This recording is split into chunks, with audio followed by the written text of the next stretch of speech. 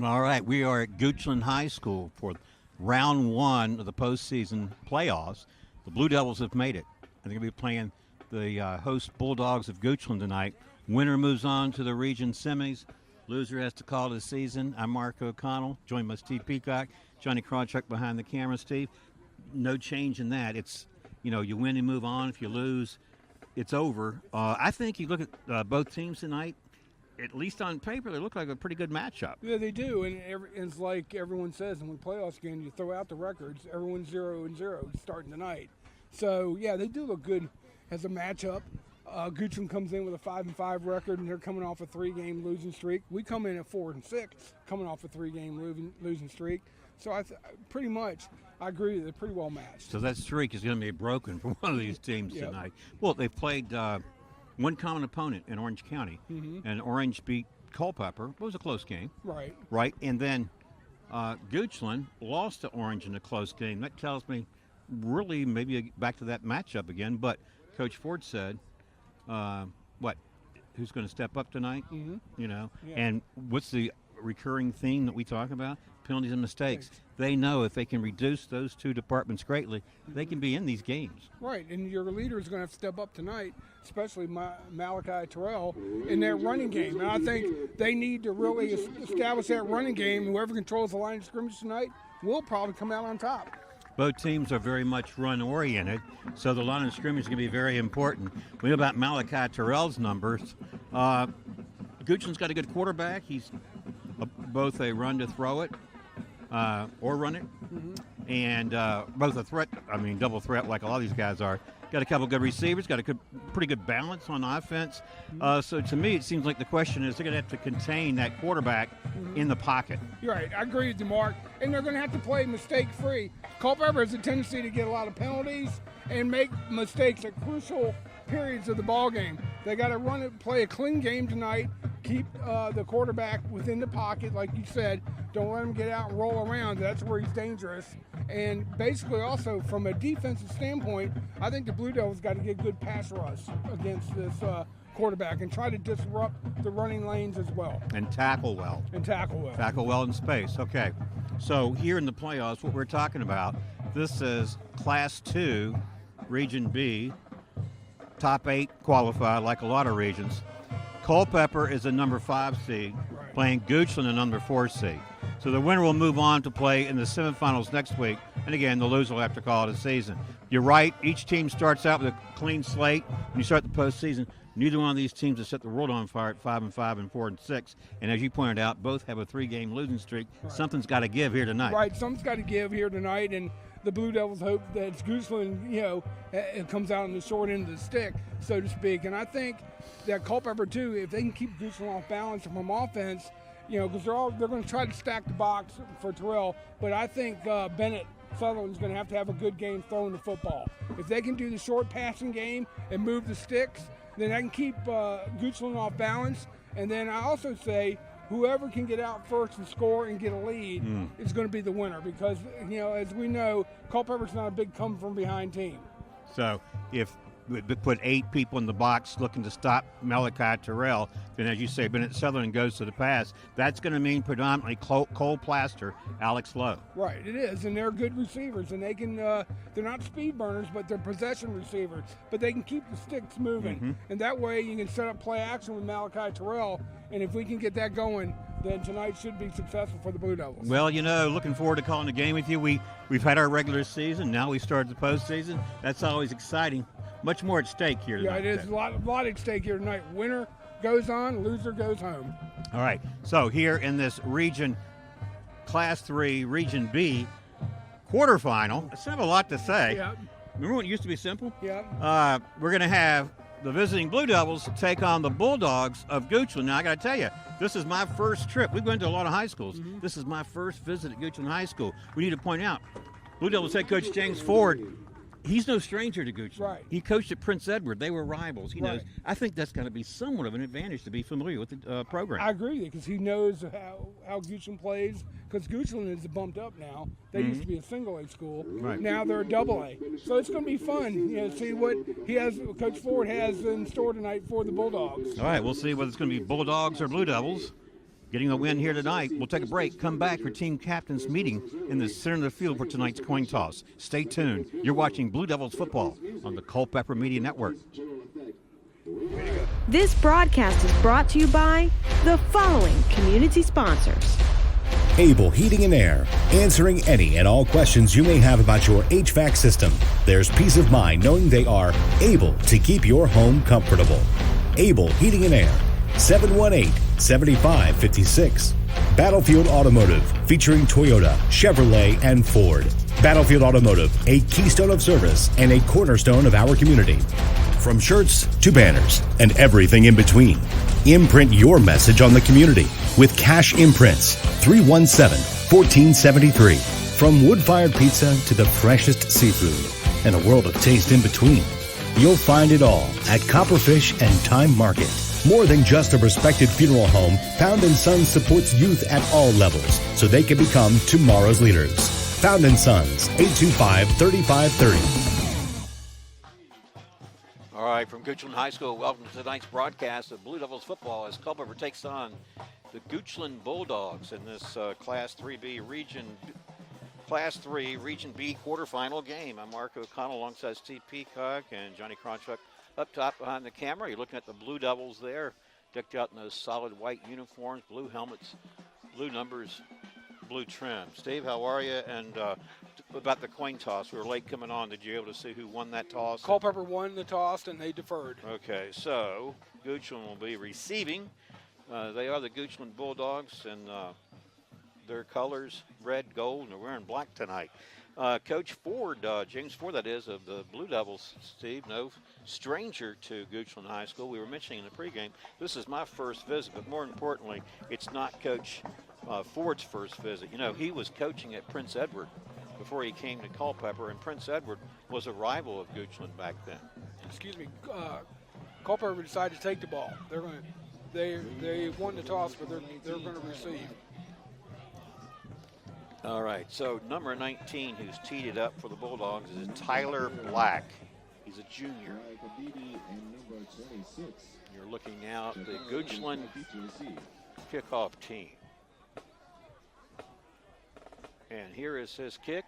It's an onside kick recovered by Goochland.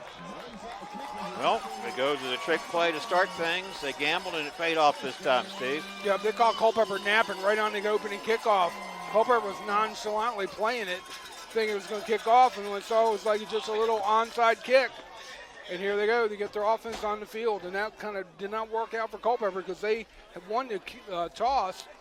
And they should have deferred, but they wanted to receive the ball, and then Goochland just pulled a fast one on them. All right, so Goochland's offense will start at Culpeper's 49-yard line. The quarterback is number 7, C.J. Tolles. He is a dual threat. He's going to hand off to their lead running back, Liptak. He got to the outside and made a cut.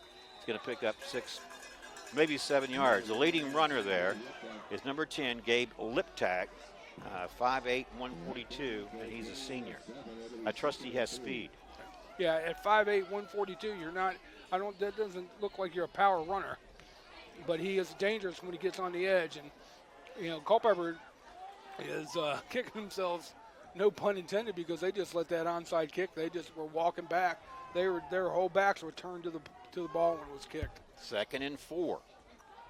Movement up front, and the Blue Devils have jumped, and we suspect that'd be an offside against Culpeper, and that'll be, after you mark this off, will be about a yard shy of a first down, but it will remain 2nd down. And no, it's going to give them a first. Is it? Yep, sure is. That's right, because they needed 4. And Mark, this isn't starting out the way Culpeper wanted to start out. Mistakes, and 2 mistakes already. Here's a snap, Tolles. Liptak, the ball carrier, up the middle. Got a couple of yards. And I think, on the tackle is Larry Williams of Culpeper. We'll try to set those starters for you as we can. Ball is at the 35-yard line. Where it is, 2nd down and about 7. Opening minutes here of this first quarter at Goochland High School. Goochland kicked off. They went for the onsides, and they recovered it. at the Culpeper 49. And they now have it 2nd and 7 from the Blue Devil 35. C.J. Tolles, your quarterback, he's going to run it. Makes a cut, turns upfield, and he will have a Bulldog first down. Let's see who made Ball the was tackle. on the ground, see. In making the tackle, Cole Plaster came up with it, number 14. Number 56, Quentin Butler was in on the tackle. There's a flag on the play, see with the face mask against Culpeper. All right, now they'll mark this one off. Let's check the line of scrimmage, Steve. It's only a 5-yarder. It wasn't. This is, okay, we're at the 20, so it's 1st and 10 now for the Bulldogs. Officially, they are in the red zone here on this opening drive, which started with a short field. It started at the Blue Devil 49. 4 plays later, they have it at the Culpeper 20, where it's 1st and 10. The main running back is number 10, Gabe Liptak. Tolles in the gun. Liptak, ball carrier, smothered immediately by Culpeper's number 53. That's William Holland. Will Holland on the play. Made a good play right there, Mark. He read it all the way, shot the gap, and was able to tackle Liptak for a loss. John, try to focus in now on the spot with the ball. There you go. Because we don't have the hash marks on the field, so it's sort of hard to pick up specifically where the ball is. We know that he lost 3 yards in the play, and that's going to bring up a 2nd and 13 here for the Bulldogs. Members of the Jefferson District, they finished the regular season 5-5. They are the 4th seed in this tournament. Culpeper number 5. Here's 2nd and 13. The fake it to Liptak, and now throwing Tolles. He's got a receiver near side, and it's Ian Pace. We'll check the spot here. And the thing is, Mark, we said this a little bit, who can get their offense going. And right now, Goochland's getting their offense going, and they can hurt you with the pass a little bit, but we're playing too far off. Our defensive back was playing, probably that's giving them a 70-yard cushion, but it brings up 3rd and about 5. One of the things I wanted to point out, they do have good receivers. They don't have the receivers of, say, the skill set that we saw in King George. And I don't think they have necessarily a significant height advantage over their defensive counterparts. So hopefully the Blue Devils secondary can match up there. Here's Tolles on the option. He's going to keep it all the way. He does break a tackle. He got just inside that 10-yard line. And that may be very close to another Bulldog first down. It is, Mark. He's picking it up. And again, this isn't starting out the way Culpeper wanted to, but again, you've got to find it in the defense right now. They've got to step up here and see if they can keep them out of the end zone. All right, so if you look at the ball there, it's inside the 10. We'll call it the 9. 1st and goal for the Bulldogs here. This is their opening possession. And checking in with the play is quarterback C.J. Tolles. He's a senior, 6 feet tall, 168 pounds. Give you some stats later in the broadcast on that, courtesy of Devin Payne. All right, we got a whistle and stoppage. Let's check this. Timeout. Timeout called by Goochland. Well, that's an opportunity for me to tell you that our timeout sponsor is CFC Farm and Home Center. Hometown service since 1932. From head to toe, it's easy to outfit with CFC Farm and Home Center. Also, this broadcast is brought to you in part by Found & Sons, which is more than a respected funeral home. They support youth at all levels so they can become tomorrow's leaders. Found & Sons, 825-3530. All right, Steve, let's check the clock. We've got the timeout, 8 minutes, 21 seconds to play in this first quarter. We haven't seen the Culpeper offense yet because Culpeper was going to receive the ball, but Goochland had the onside kick. They recovered at the Culpeper 49-yard line. And now, about 7 plays later, they have it 1st and goal at the 9. How important, obviously, is it for the Blue Devil defense to step up right here and try to deny them at least the 6 points? I agree with you, Mark. They have to because, again, they kind of nonchalantly started this game out, thought it was going to be a kickoff, and they surprised them with the onside kick. And now Goochland is also, they're aided by a couple of penalties by Culpeper. Right, one including a face mask. Right. So, I mean, the mistakes, again, that Coach Ford has talked about that we have to stop in order to be a winning program.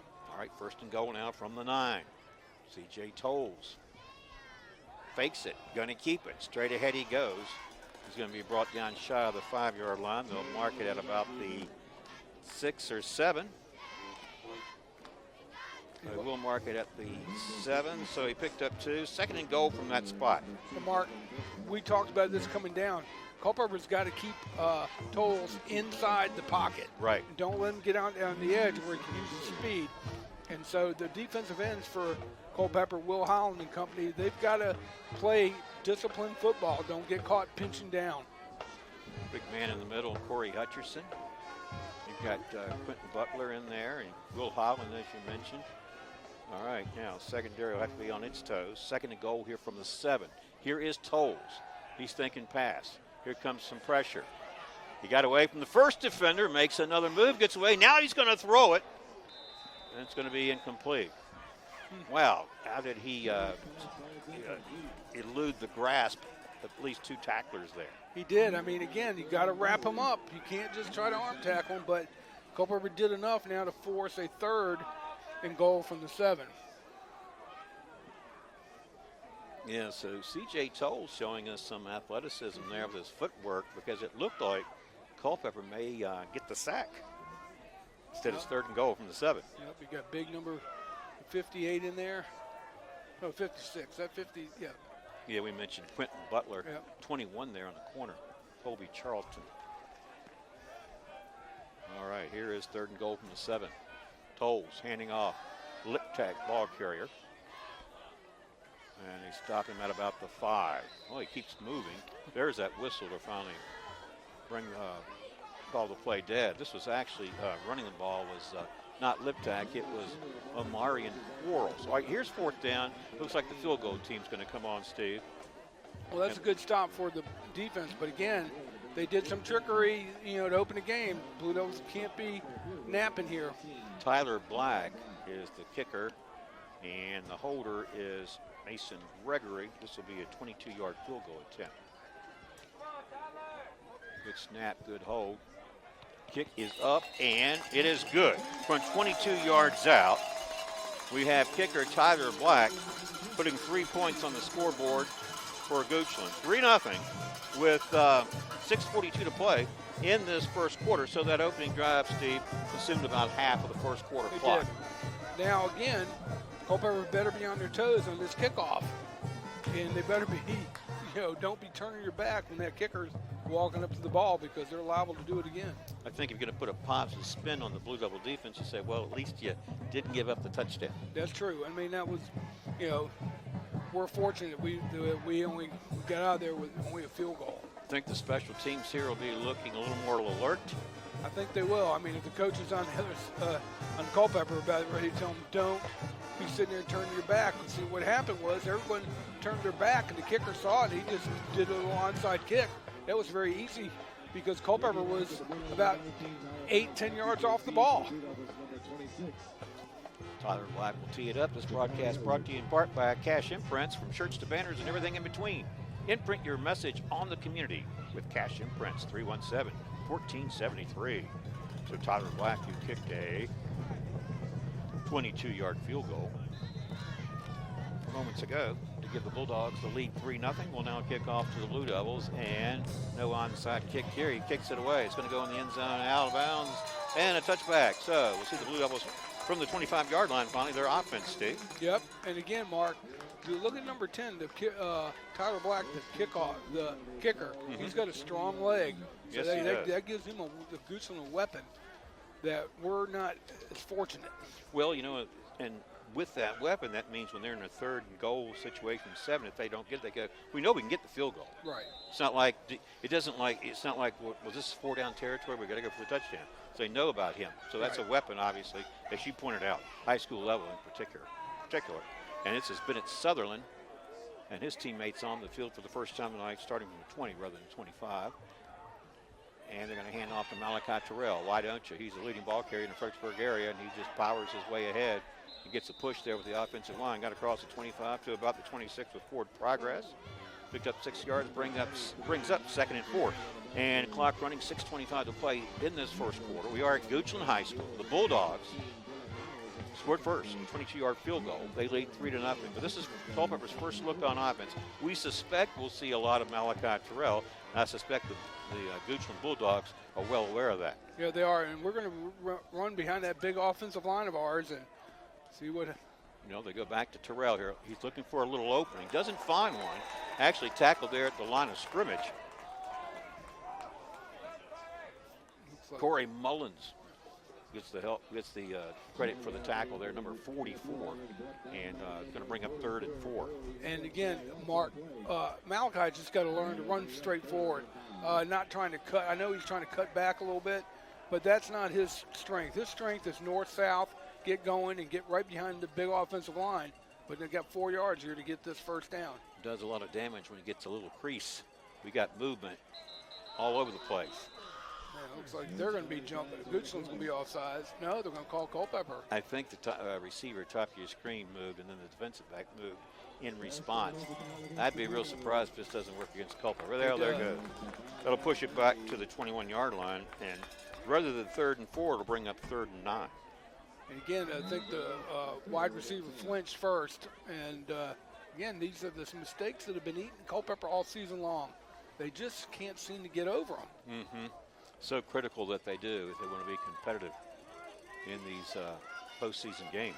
Absolutely, because everybody's good now. You're playing, you don't have any bad teams. Right. All good and better. All right, here's Bennett Southern. He's going to throw short. That is caught by Alex Lowe near the 23-yard line. And he'll be well short of a Blue Devil first down. And we'll see the Culpeper punting team coming on now. And again, right now, Culpeper looks just a little bit out of sorts a little bit right now, Mark. And, it takes them a while to get going.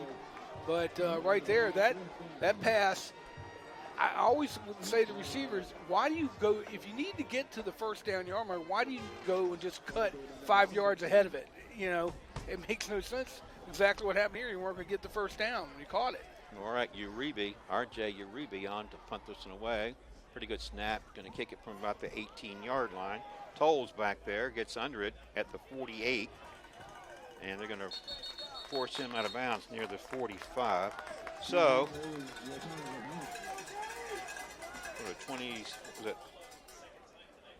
37-yard kick? Yep.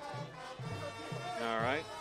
Bulldogs up 3-0, back on offense for the second time tonight, again with excellent field position. They started their first drive from the Culpeper 49. They're going to start this second one from the Culpeper 43-yard line. And Mar, who's big number 75 for Culpeper? Hutcherson. Hutcherson, okay. Yeah, Corey Hutcherson. He's 6'3", 335. Yep. Unfortunately, he needs to get going. He's a senior. I mean, this could be his last hurrah. All right, C.J. Tolles, quarterback. Gabe Liptak, number 10, primary running back this season, leads the team. And Tolles is going to throw. This is going to be incomplete over the outstretched arms of the intended receiver there. That's number 6, Jason Woodson. And Alex Lowe, I believe, is defending. Yep. Again, like I said, they're trying to, I see what Goochland's trying to do. If they see those, our cornerbacks playing 5-10 yards off the line of scrimmage, they're hoping to maybe just get a little short and out route and the receiver, and then the receiver uses his athletic ability to try to, get to the first down. But all right, Blue Devils making some defensive adjustments here late in this play call. Here's Liptak, the ball carrier, stiff arms the first defender, and scoots along the Goochland sidelines for a pretty good pickup. We'll check the spot.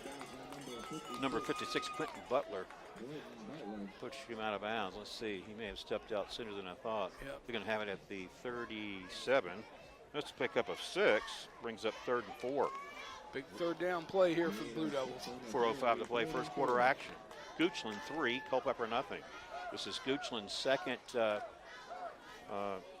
series on offense. It started from the 43 of Culpeper. They have it at the 37. It is 3rd and 4. C.J. Tolles here in the gun. Liptak, ball carrier. Got away from the first hit. Then took a good hard hit on this second attempted tackle. And that was made by Alex Lowe, who gets put the finishing touches on that play, Stephen. He stopped him short of a first down. Yeah, it's going to be about a 4th and 1, or maybe A short 2. See where they mark it. They're getting forward progress. And now they looks like they're going to mark it in about the 37. A little slow to do so. Yep. But if that's the case, he didn't pick up anything. It didn't look that way. Is there a penalty? There's a flag? Must have been. Yep, hands. You got more yardage than that. Now they mark this one off. This must be a holding. Or hands to the face, it says. This is a big one. It's 15 yards. Yeah, there are hands to the face on from one of the offensive players. You can't block and grab their face mask. You know, they mark it all the way back at the Goochland 47-yard line. That's a big penalty, biggest one of the night against the Bulldogs. Yep. That brings up 3rd down, but now Culpeper can't give up this big, 3rd and long either. Yeah. They've got to be. It's about 3rd and 20. Yep. 3:40, clock ticking, first quarter action. Bulldogs 3, Blue Devils nothing. Goochland getting set here. 2 receivers to the left, 2 to the right. 1 running back alongside TJ Tolles, the quarterback in the gun on 3rd and about 20. Does the protection hold up? He's flushed out of the pocket. He's being chased. He's going to have to get rid of it. So the Blue Devils do a nice job of getting to him there. And one of the people who got closest was Larry Williams. And there's a flag on the play right here. See what play is. Is that going to work against the quarterback for intentional grounding? Yeah, it sure is, yeah. Mm-hmm. Well, he just sort of flipped it out of bounds, didn't he? He just flipped it right out of bounds. Intentional grounding because there's no receiver there. And are we also factoring in that he was out of the pocket? He was out of the pocket, and he didn't get it to the line of scrimmage. So now it's a 15-yard penalty. And you know what, Steve? I think it's lost it down as well. It means it's 4th down, and they just tacked on 10 more yards. That's 4th and 30. Yep. Now Culpeper, see if they can get something sparking right here. Your return man there is at 16, Alex Yep. Lowe. Okay, here's the snap, your punter. Blue Devils get close, high kick, not going to be returned, and looks like it's going to take a Bulldog bounce. Sure does. And it's going to roll down dead inside the Blue Devil 30-yard line. All right, Culpeper back on offense here in just a moment, trailing 3-0. Late in the first quarter. This broadcast brought to you in part by Copperfish and Time Market. From wood-fired pizza to the freshest seafood and a world of taste in between. You'll find it all at Copperfish and Time Market. There's Battlefield Automotive featuring Toyota, Chevrolet, and Ford. Battlefield Automotive, a keystone of service and a cornerstone of our community. 547-3673. All right, Steve. Line of scrimmage is going to be the 28 for Culpeper. See if they can get started here. Bennett Sutherland, your quarterback, 2 receivers to the right, 1 to the left. Malachi Terrell looking for a little opening. He finds some. Down, he fumbles the ball. It looks like Goochland has recovered. TJ Tolles from his defensive back position bounces on it, takes away the best looking run Malachi Terrell's had tonight. Yeah. And he did ball security, Mark. You got to preach that at practice. Ball security. And Malachi didn't hold that ball close to his chest, and look what happened. Tolles punched it out after a big run. Right turnover to the Bulldogs. This will be their 3rd time on offense.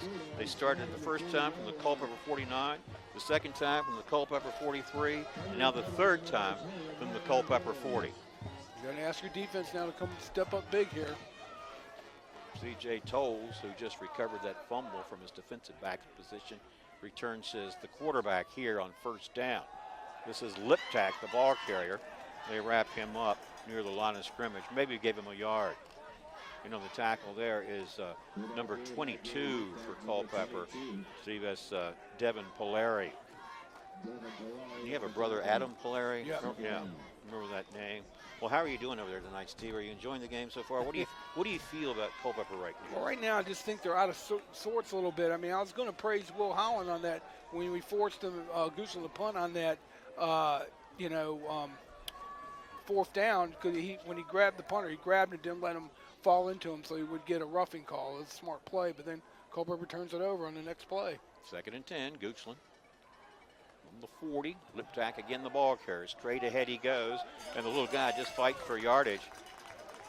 He got just inside, looks like the 35. Mark it at the 34. Going to bring up 3rd down and 4 for Goochland. Clock running, approaching that 2-minute mark here in the first quarter. And when we're live this year, our live sponsor has been Able Heating and Air, answering any and all questions you may have about your HVAC system, there's peace of mind knowing they are able to keep your home comfortable. Able Heating and Air, 718-75-56. All right, line of scrimmage now, 34-yard line. Culpeper, Goochland has it 3rd and 4 here. Here comes a little pressure by the Blue Devils. Going to try to get to that running back, and they do.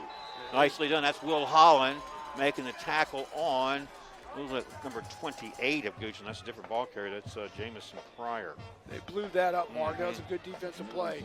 And also Big 70, who replaced number 75 in on that defense for Culpeper. Big number 70 is Sean Updike. Now brings up 4th and long, and looks like are they going to go for it, or are they going to punt? Well, if it's at the 38, 7:45, it'd be a 55-yard field goal attempt from here. Yeah, well, they're going to go for it. The totals is in there. It's 4th and 8. Probably want to try to draw the Blue Devils off if they can and make it a 4th and 3. Blue Devils will have to stay disciplined, and we got a whistle. Timeout taken by Culpeper. They're first. Not a bad time to call a timeout. They're trailing 3-0. Ball is at the Blue Devil 38. Goochland has it 4th and 8 rather, after this timeout. Again, our timeout sponsor is CFC Farm and Home Center. Hometown service since 1932. From head to toe, it's easy to outfit with CFC Farm and Home Center. All right. So right now, I think if you're putting a positive spin on what the Blue Devils have done, you say defensively on that first try against Goochland, at least they were able to keep them out of the end zone and limit them to a 22-yard field goal. This could be much worse when you think about the field position that Goochland's had on their 3 possessions. Right, Mark, and let's see how they got those 3 possessions. See, that onside kick we gave them, then the penalties, and now the turnover. Now the fumble, exactly. I mean, and that's what's plagued Culpeper all season long. They would have won 2 or 3 more ball games if they just clean up the mistakes, and there just seem to be snake bit sometimes. All right, so after the timeout, Goochland will go for here on 4th and 8. That's Gabe Liptak alongside the quarterback in the gun, C.J. Tolles, 2 receivers both sides. We got a whistle and we got stoppage. Yeah. Looks like it might go against Goochland. Yep. Yeah, false start. Well, you're going to tack on 5 more yards, so it'll be 4th and 13. Now from the 33 after they mark it off. And I wonder if, it looks like they're going to punt now. Yeah, because 4th and 8's not the same as 4th and 13, is it? No, and they don't want to give Culpeper good operating territory. But again, I'd be getting that offense over there and getting together with the offensive coordinator and say, look, guys, clean up the mistakes. Malachi, hold on to that football. Here's the punt. Oh, this was bobbled.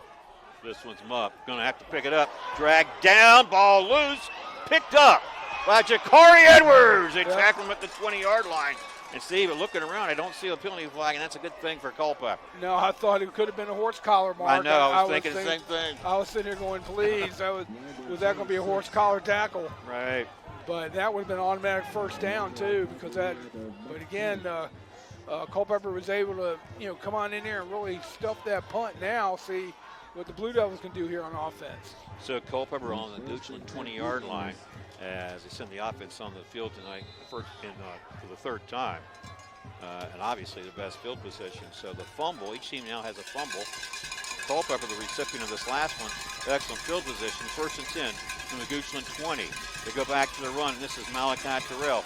And he won't find any running room on this play. Well, Mark, Culpeper's got to recognize that Goochland's stacking the box because they know they want to go to Terrell, and they want to take Terrell out of the ball game.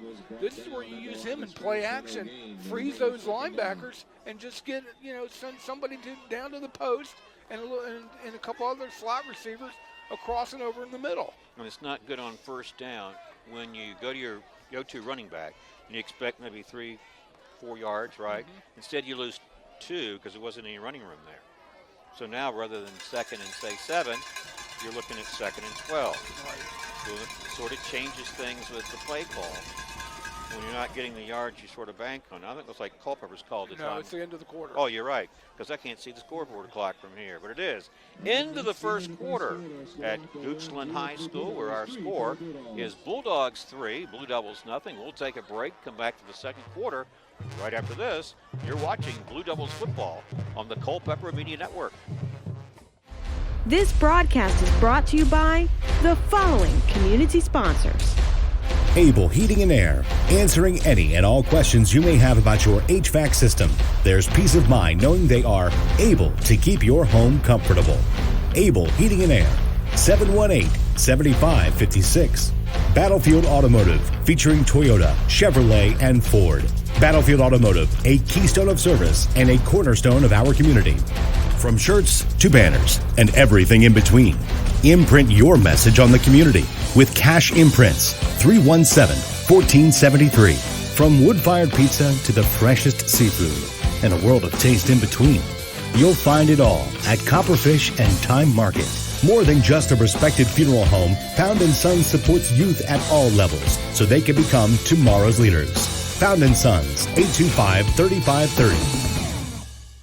All right, welcome back to our broadcast and the start of the second quarter here at Goochland High School, where it is Bulldogs 3, Blue Devils nothing, but Culpeper starts this second quarter at the Goochland 22-yard line, and they have it 2nd and 12 from there. So let's see what Bennett Sutherland does here on second down. Opening play this second quarter. Little play action. Throws it, got a receiver, and it's Cole Plaster, the team's leading receiver. He's slung down. Pretty good yards after the catch there. That should be enough for a Blue Devil first down. And Mark, they did exactly what I just said. They play action. They faked handoff to Malachi. Those linebackers came up, and Sutherland had a perfect, easy throw. And that's what you need to do. He was relaxed, and there was nobody on the receiver. Well, let's check the spot, Steve. It's looks like the 8. So that was a 14-yard pickup for Plaster. They needed 12. And now the ball is at the 8-yard line where it's 1st and goal. Well, it might be a safe bet for you to warm up those vocal cords, Steve, for your signature exclamation, because the Blue Devils are in position here if they can capitalize. That's Edwards in motion, and we got a whistle. Whistle, what is it? Oh, delay of game. See, again, these are penalties, Mark, that drive you nuts. And I fault that on the coaches, not on the players. You got to get the play in there. Pushes it back to the 13. That's where it'll be 1st and goal. And, of course, then Sutherland's got to look at the clock and say that it's being, the 25-second clock that's coming down, and he could have, took a timeout. You're talking about time management. In motion was low, handoff Malachi Terrell. He gets those lost yards back, and he gets down to about the 9-yard line. That's where it'll be 2nd and goal. 2nd and goal. Mm-hmm. Opening minute here of the second quarter. If you missed the first quarter, the score was limited to a 22-yard field goal by Goochland's Tyler Black. That's it. But the Blue Devils get credit for limiting Goochland to a field goal on that drive. But they haven't scored yet. They're in position. 2nd and goal from the 9. Malachi Terrell looking for some running room. Can't find much.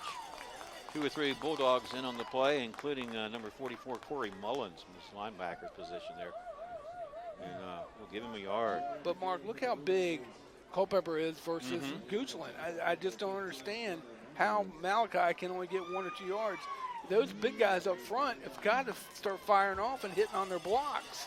And I think it's a point well made, because the viewing audience right now, you look at the line of scrimmage. Physically, Culpeper obviously has the advantage. Easily. And they should, being able to tighten down their splits a little bit. Let's say Jimenez the center, 3rd down. Fake it to Malachi Terrell on the slant. Incomplete. Good defense out there. They were trying to hook up with Cole Plaster. Looks like maybe he wanted a penalty flag. They won't get it. Here comes the field goal unit on, Steve. Yep, let's see how we can do here with Uribe.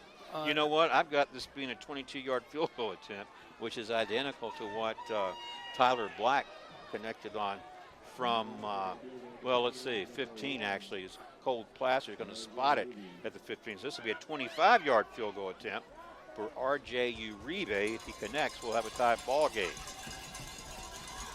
Snap, the hold, a little iffy. The kick, he did get it over. And it did clear the crossbar. Yep. And what do they say? It ain't got to be pretty, just got to work, Just right? got to work. 3-3 our game.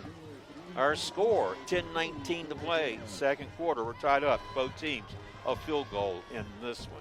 Well, you know, we mentioned that when we were live this season, our live sponsor is Able Heating and Air, answering any and all questions you may have about your HVAC system. There's peace of mind knowing they are able to keep your home comfortable. Able Heating and Air, 718-75-56. And of course, broadcast brought to you in part by Fountain Sons, which is more than a respected funeral home. They support youth at all levels so they can become tomorrow's leaders. Fountain Sons, 825-3530. All right, Steve, some other games of interest. You know, the common opponent between Goochland and Culpeper this year is only Orange County. Right. So we know Orange defeated Culpeper in a close game. Goochland lost to Orange in a close game, 27-24. Orange in action tonight, all the way down to Danville to play George Washington. That's right. They have to go big 3-hour drive. That's all 29, isn't it? Yep. 29 the whole way. So, Steve, when I was growing up, George Washington of Danville was a big rival to Andrew Lewis. Right. And they were called GW Danville. GW Danville. Yeah, the other GW, the reason it was Danville was because here's the kick. It's going to be fielded inside the 35-yard. And here's a good stiff arm. A second stiff arm by the return man there to get some help from his teammates to push him forward into Culpeper territory. That's Aiden Allen on the return. I don't know what they're doing here. The ball apparently was loose and returned in the end zone, but I don't see a signal. Right. I think it was a dead ball. How about that return by Aiden Allen, Steve? Yeah, he did. He stiff-armed one Culpeper player, pushed him right down. So what I wanted to tell you, and again, this is just consistent with what's happened tonight for Goochland. Offensively, they've been really the recipients of some outstanding field position. Right, they have. Special teams has done it. A turnover has done it. On the Culpeper 45. Okay, I wanted to tell you that GW of Danville, the reason it was the geographical designation was because for the longest time, up until 71, was at George Washington and Alexandria. Right, okay. And yes, and I want to talk to you, about the Titans at T.C. Williams, how they became the combination of those three Alexandria public schools. This is Tolles. There's a penalty flag down. He was looking for some running room. Looked like the defense had strung it out pretty nicely. Then he switched direction. That's when the penalty flag came in. I think there's going to be a hold against Goochland, or block in the back. So, Steve, you'll appreciate this. In Alexandria, there were three public high schools. There was George Washington, there was Hammond, right, and there was T.C. Williams. And when they combined them into that massive T.C. Williams in 71, that was the only high school in Alexandria. So it was a massive school. When both George Washington of Alexandria had some success on the gridiron. Not so sure about Hammond, but still you were combining just a lot of huge student enrollment. And right now, T.C. Williams has gone by the wayside. It's now called Alexandria City High School. A lot of name changes. We could probably name several more, and could when we get the opportunity. Right now, Goochland's back on offense, and believe it or not, the ball at their own 40, that's actually their worst field position of the game tonight. Hard to believe. You've got movement. That was Will Holland jumping across. Yeah, and again, that's going to be a Culpeper to see if they shot themselves in the foot. I'll have to give the officials credit tonight. See, they seemed a little bit more decisive and quick to mark the ball. You know, they're not holding on to it, making you guess. Instead of 1st and 20 for Goochland, now it's going to be first well, you just 15. gave them 5, 1st and 15. C.J. Tolles. Blue Devils are showing pressure here. Let's see if they come. They do. Here's Tolles. Here comes the pressure. Steps up from it. Makes a move. Makes another move, and they're lucky he lost his footing. Now, for Culpeper, number 21, Colby Charlton may have tripped him up. Otherwise, he was going to be running for some more. Got to the 49-yard line, where it is 4th down, and about 20. Look at where they've got it marked, Steve. Yeah. Okay. 10 and, 16? We're still saying 2nd down. Is it second? Yeah.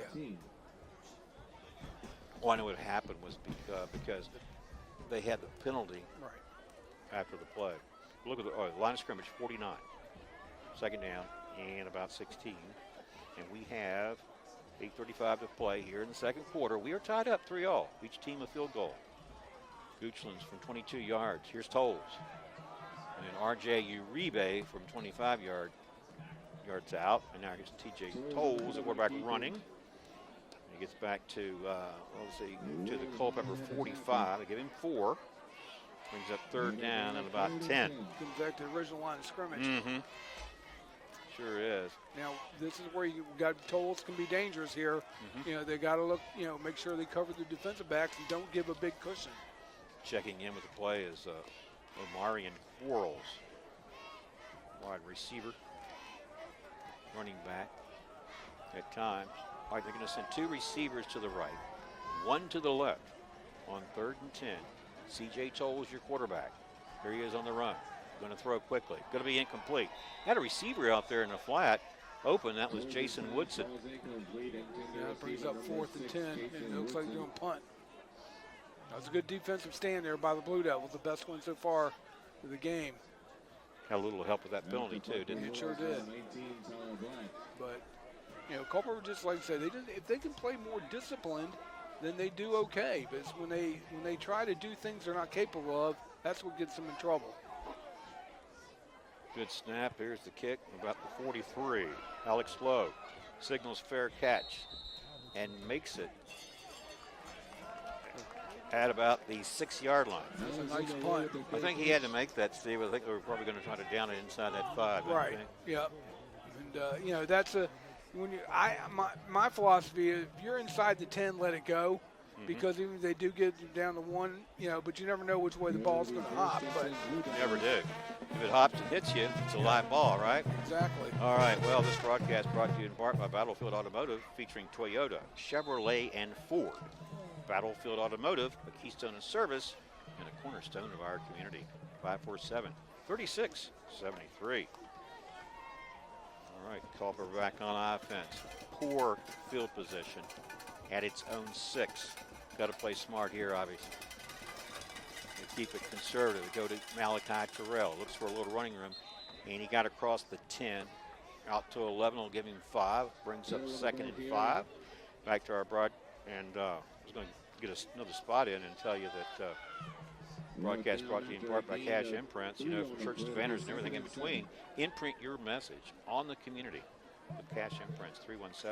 317-1473. All right, here is 2nd down and 6 for the Blue Devils. Back to Malachi Terrell. Bounce off that first defender. Here's a stiff arm, 20-25. And we will have a first down for Culpeper. And Goochland's Omarion Quarles makes the tackle. See, that's what they got to do, Mark. Just get him going downhill, and get it. And then he's hard to bring down. 16 yards in the pickup. And he's not a back that's going to be juking you around, making cut. He runs north and south, so he's like the diesel truck. Just get him revving up and get that damn truck going. Needs, really needs that initial block. Yep. A little bit of an opening. He makes good on it every time. Okay, 1st and 10 now. Blue Devils at the Bulldogs 27. And they better hurry up. 6:30 to play, second quarter action. We're tied up 3-all. Now, you said they better hurry up. Is this going to cost them a 5-yarder, or are they taking the penalty or the timeout, rather? Timeout. Timeout, Goochland. Okay. Well, that was. Well, it was getting close. Let me ask you this. We're tied up 3-all. So obviously both teams have been kept out of the opponent's end zone. If you're Culpeper and you're play calling, is it too much Malachi Terrell? No, I mean, I when you use him in different ways, Mark, I mean, he can also catch screen passes too. But you use him also in play action when you go to a passing play because Goochland is stacking the box and those linebackers are going to bite on that fake. But Bennett's got to trust himself, get him a lane to throw in, and those receivers have got to run the right routes and do it with precision, not nonchalantly, doing lazy cuts or anything like that. They've got to be precision sharp, and then they can move the ball against this Goochland, the Bulldog defense here. Because Culpeper's got them outmanned. Look at the defensive line of Goochland. Culpeper's offensive line outweighs them probably about 20, 30 pounds a man, plus they're about half a foot taller. Yeah, they sure do. We'll say Jimenez is the center. Ball at 27 here. First and 10 Blue Devils after that Malachi Terrell 16-yard run from scrimmage. And they go to Jakari Edwards this time. Makes a hesitation move and gets out to the outside. Is it Terrell? Yep. Yeah, you're right. I thought it was number 20. No, you're right. Malachi Terrell. So back-to-back runs now, positive yardage for Malachi Terrell. And you just got to keep, handing them until the Bulldogs can stop them. Then you go with your pass. Now you've pretty much got the Bulldog defense guessing right here. Up to the 33. So he picked up 6 yards. Second down and 4. And we're just under the midway mark in the second quarter. Again, we're tied up 3-all. Bennett Sutherland, the Blue Devil quarterback, on 2nd and 4. Back to the run they go. Malachi Terrell fighting for yards. Not going to really find any this time. Wasn't for lack of effort, but several black jerseys in on the play for Goochland. Yeah, and again, like I said, our offensive line has got to fire out more quickly and get a hat on somebody. Right there now brings up third and about, what do you say, Mark? What do you think it's going to be? 3rd and 4. Okay. From about the 33. Looks like to me it's a long 4. Yeah, it is really. More like 5. If that's the case, he lost a little bit of yardage. Yep. All right, so can the Blue Devils convert here on 3rd down? Goochland showing pressure, then they back off. And it looks like Culper's going to have to call a timeout. They do. Yep. I think that one was about to the play clock was about ready to run out on them. Sure was. And but now they only got one timeout left here in the first half. Well, this broadcast brought to you in part by Copperfish and Time Market. From wood to the freshest seafood in a world of taste in between. You'll find it all at Copperfish and Time Market. So, all right, Steve, any assessment here so far for both teams? I mean, I know Goochland has really been the recipient of outstanding field position. They only have 3 points to show for it. Right. It's true. But Culpeper only has 3 points. Their field position hasn't been anywhere near as good. They have some breathing room here, considering that this possession started at the Blue Devils 6. They now have it out to the 33, where it is 3rd down. And long 4 or 5 here. Bennett Sutherland rolls to his right. Here comes the pressure. Loses his footing and he's easily trapped for a loss back at the 26-yard line. That's going to be a loss of 7 and a 4th down and long, and we'll see R.J. Uribe and the punting team. Yeah, that was right there. You saw when he couldn't get his footing. I saw that play was getting ready to collapse. So. Okay, Uribe on for the punt. Stand just inside his 15-yard line. Switching of personnel here. It's a good snap. Uribe had a little difficulty getting a grasp of it. He was able to kick it. Goes out of bounds near the Goochland 45, it looks like. 44 to make it exact. Again, Goochland's offense. I mean, they get a short field each time, but they have 3 points to show for it. And see, right now, mistakes by both teams are keeping both of them in it. And like I said, we said in the pregame, they were going to be evenly matched. Right. So I think we were saying on the way up here, too, that if you look at it on paper, it looks like a very close matchup. Of course, anything can happen. Right. But right now, that's playing true when you think about being more than midway through the second quarter, and it's 3-all. Goochland back on offense. They'll start this one from their own 44. C.J. Tolles. Able to tag the ball carrier. Straight ahead he goes. They wrap him up shy of midfield. Give him about 5 on the play. It's going to bring up 2nd and 5 from the 49. See, like you said, defense got to keep playing this attacking mode and attack the running backs for Goochland. Lipak is shown that he can get outside, but Tolles is the engine that makes that team go. Yes, he is. And, he's got that defensively, he's got that fumble recovery for the team tonight, too. Sure does. All right, 2nd and 5. Liptak back there along with Tolles. They go back to Liptak. They tackle him right at midfield. That's Will Holland making the tackle. It's going to bring up 3rd down and about 4. Big 3rd down here play, Mark. Sure is. C.J. Tolles comes to the sideline here for the play instruction. So a big 3rd down for both teams here with 3:02 to play, clock running in this second quarter. Again, tied up 3 apiece. 22-yard field goal first by Goochland's Tyler Black. Then later a 25-yard field goal by Culpeper's R.J. Uribe. That's our score. Here is 3rd and 4 at midfield. Here's pressure by the Blue Devils. Goochland goes to the run. The ball's loose. It looks like Will Holland has recovered it for the Blue Devils. There's a turnover. Second fumble of the night for Goochland, Steve. Yep, it looks like it's going to be Culpeper's ball. Will Holland on the recovery. But why is that? Oh, they said it fumbled. It was after the play? After the ball was down? And they think Goochland must have recovered it. We must have. Well, I saw Holland recover it. How'd he come? All right, well, we won't be able to see that one again. Holland is actually the person being attended to there. A little shaken up top of your screen. So, Steve, what did I miss? I thought we had a fumble. I did too. I thought Will Holland had recovered it, and they said Goochland recovered it. If they did, they recovered it in 1st down territory. Yep, and that's what the officials are giving him, the 1st down. And Holland must have scored it out of there. Or they called him down. Could have called him down. With a knee down. Likely. We'll see. We were telling our viewing audience that when we were live this year, our live sponsor is Able Heating and Air, answering any and all questions you may have about your HVAC system. There's peace of mind knowing they are able to keep your home comfortable. Able Heating and Air at 718-7556. All right, let's check the clock.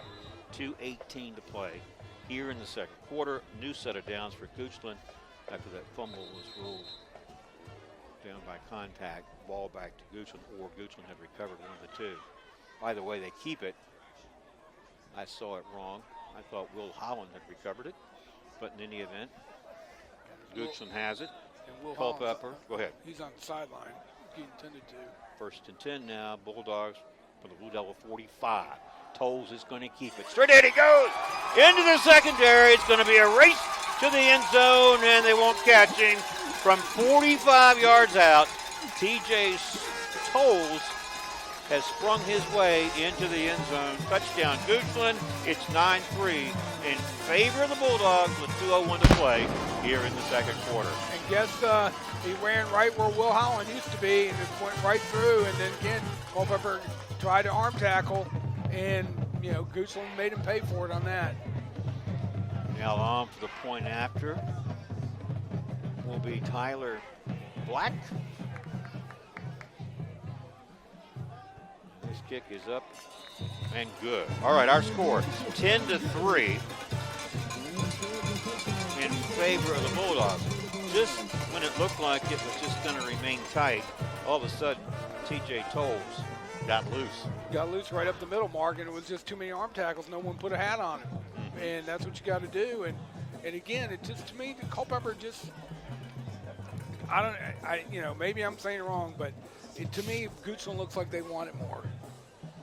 And the way Culpeper's playing, they're not, snapping up to the line of scrimmage. They're hanging their head, and they can't. They're in this game. They're only down a touchdown. You know what the Blue Devils need right now? They need a lift from their special teams. Yeah, they need something. They thought they had it with the fumble, but that wasn't the case. They rolled them down, and therefore, and Culpeper should be running all over this team. The big line they have. They're just not right now. They're just not playing very well. That's just pure and simple. They're just not playing well. Well, after Tyler Black and Goochland were to kick off to start the game, they surprised us. They obviously surprised the Blue Devils with an onside kick, and so they started the game when they recovered it. Now since, after the field goal, he has kicked straight away.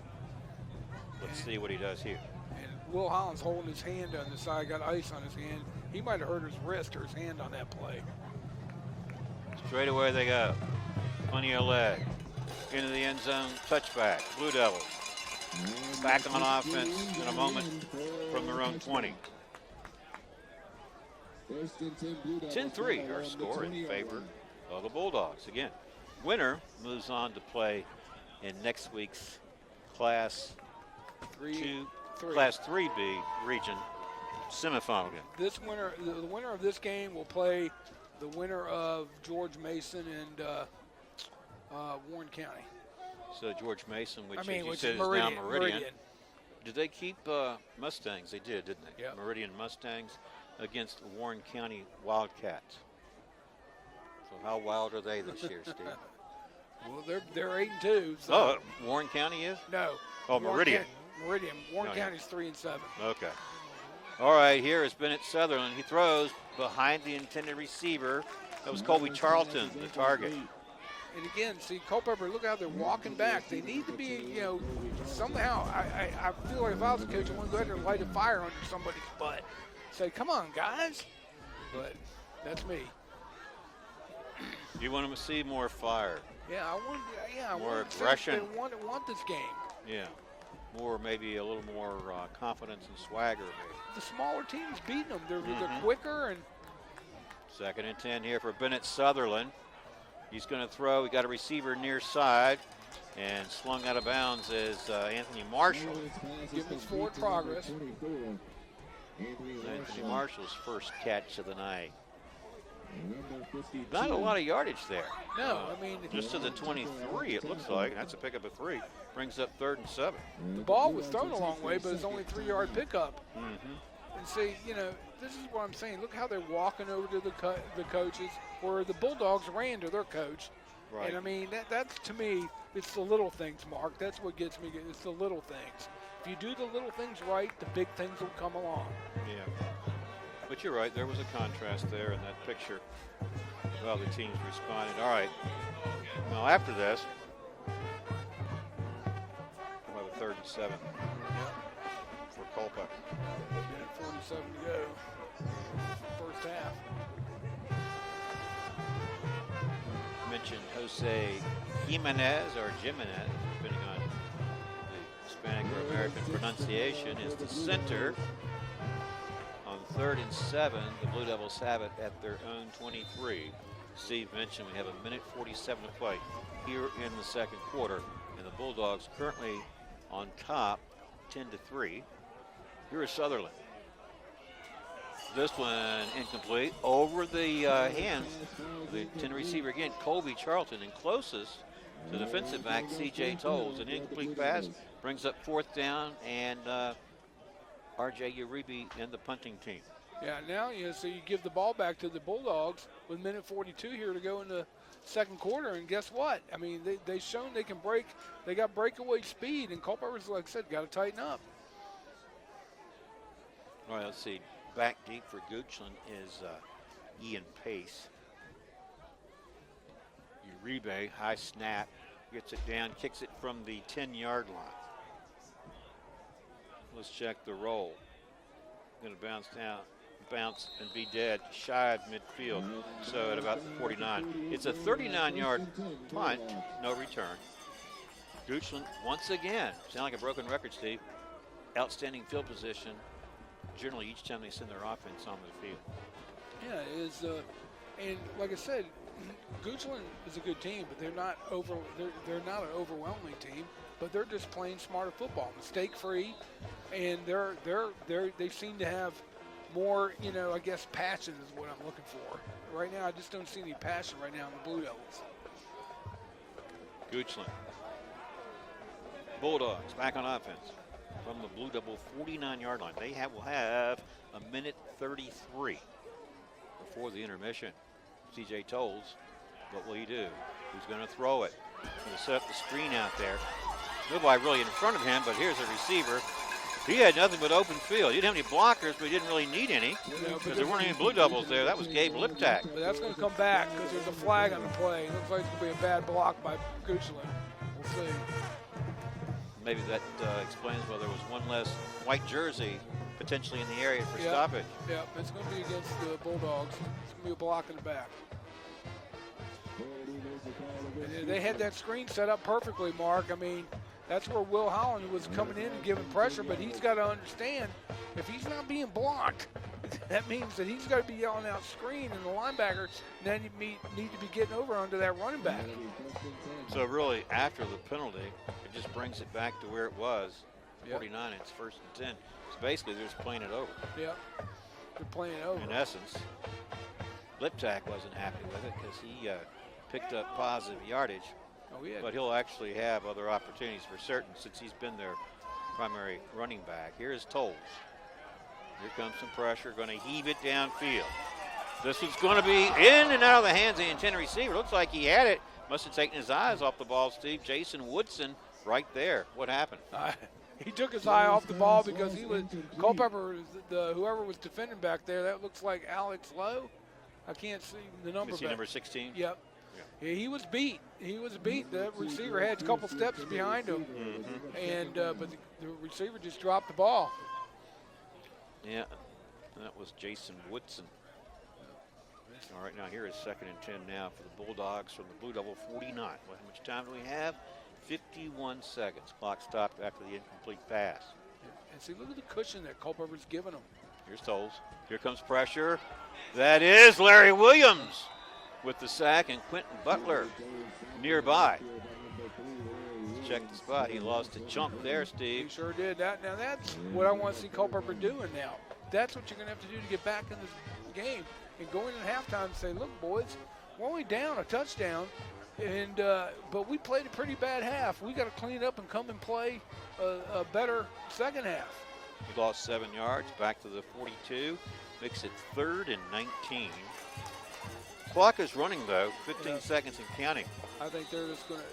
Sort of looks like both teams will be content to let this one expire, or did someone call a timeout? Goochland called a timeout. With 13 seconds remaining. There's the Goochland team. What's it, 3rd and 20? Yeah, 3rd and 19. Yeah. So let's talk about Goochland. How have they done this year? We said 5 and 5. Had their results here just a second. Oh, there we go.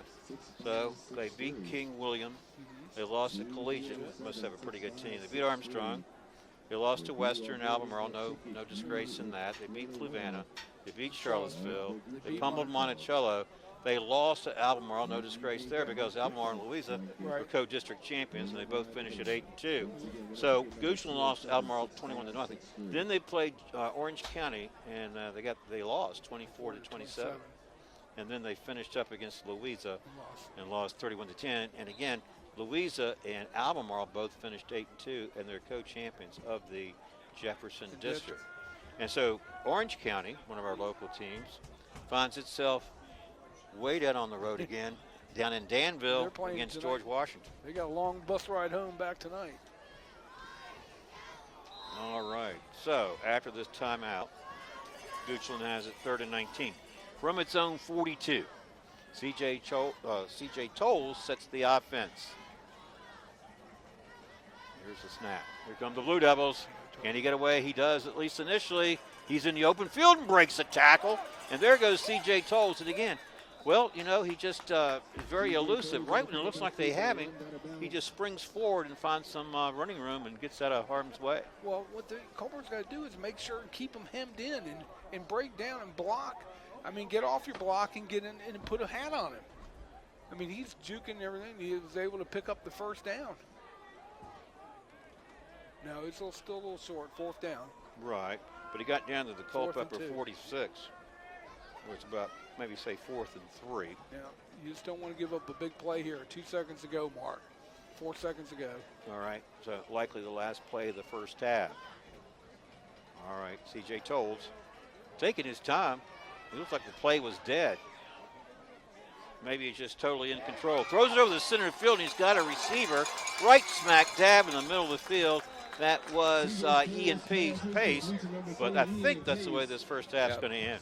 And it is. It's going to end the half. It is half. All right.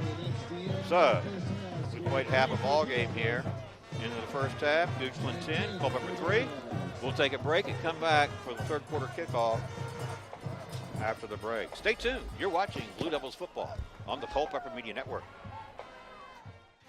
This broadcast is brought to you by the following community sponsors: Able Heating and Air, answering any and all questions you may have about your HVAC system. There's peace of mind knowing they are able to keep your home comfortable. Able Heating and Air, 718-7556. Battlefield Automotive, featuring Toyota, Chevrolet, and Ford. Battlefield Automotive, a keystone of service and a cornerstone of our community. From shirts to banners and everything in between. Imprint your message on the community with Cash Imprints, 317-1473. From wood-fired pizza to the freshest seafood and a world of taste in between. You'll find it all at Copperfish and Time Market. More than just a respected funeral home, Found & Sons supports youth at all levels so they can become tomorrow's leaders. Found & Sons, 825-3530.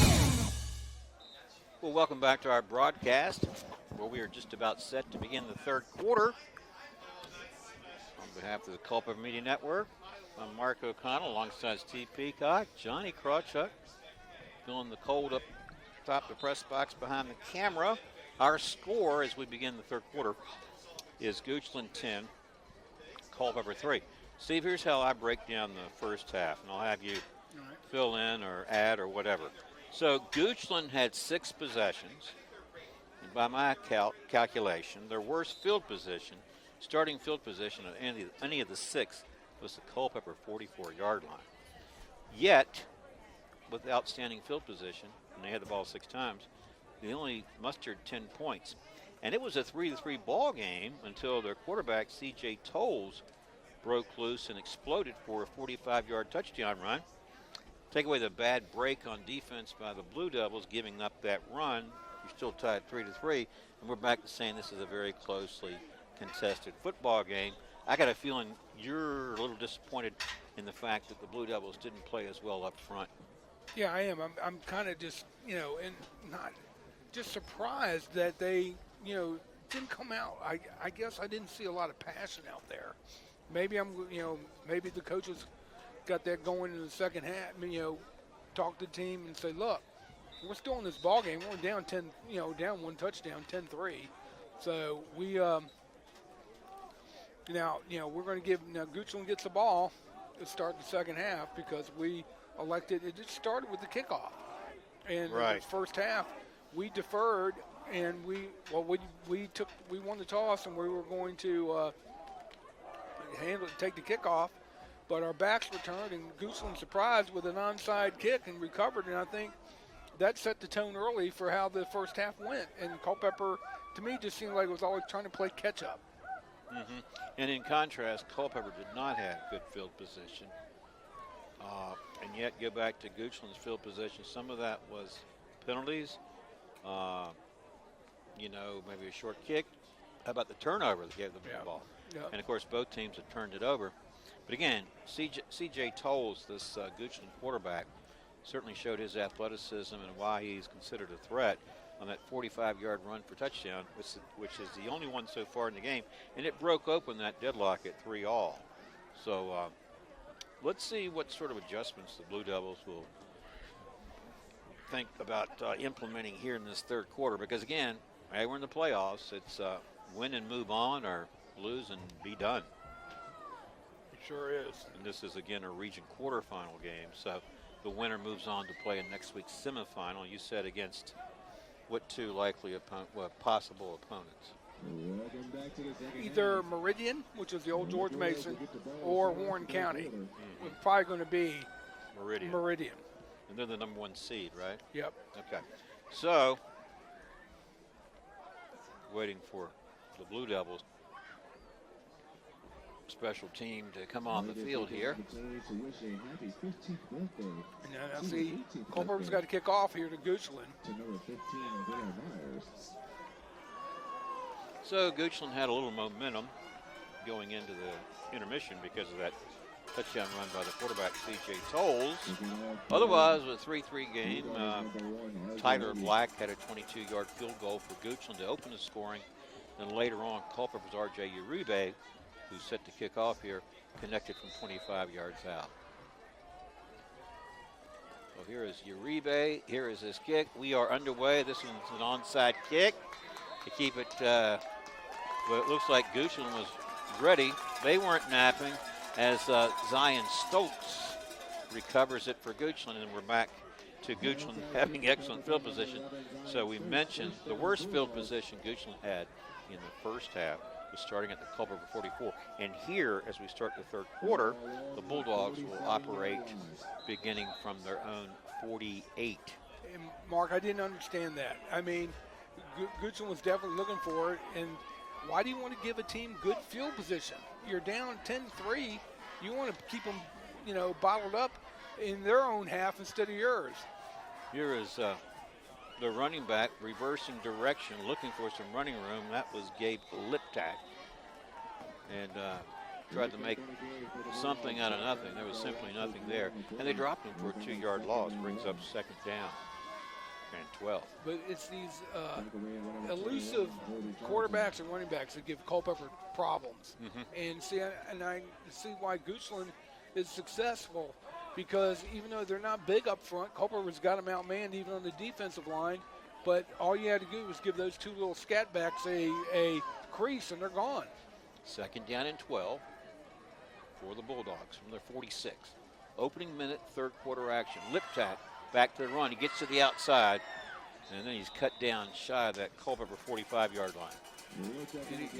And Culpeper needs to get a big play or a big stop here to get the momentum. I just feel like that Goochland's had the momentum the whole, all of the first half. And right now, there's a big third down play here. Culpeper needs to step up and see if they can force a punt. Goochland has it at the Culpeper 47, where it's 3rd and 5.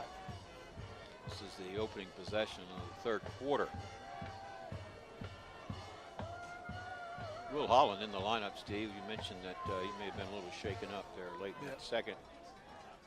Tolles looks like he's going to run it. Holland gives chase, and then he sort of forces him into the other direction where the other Blue Devils were waiting.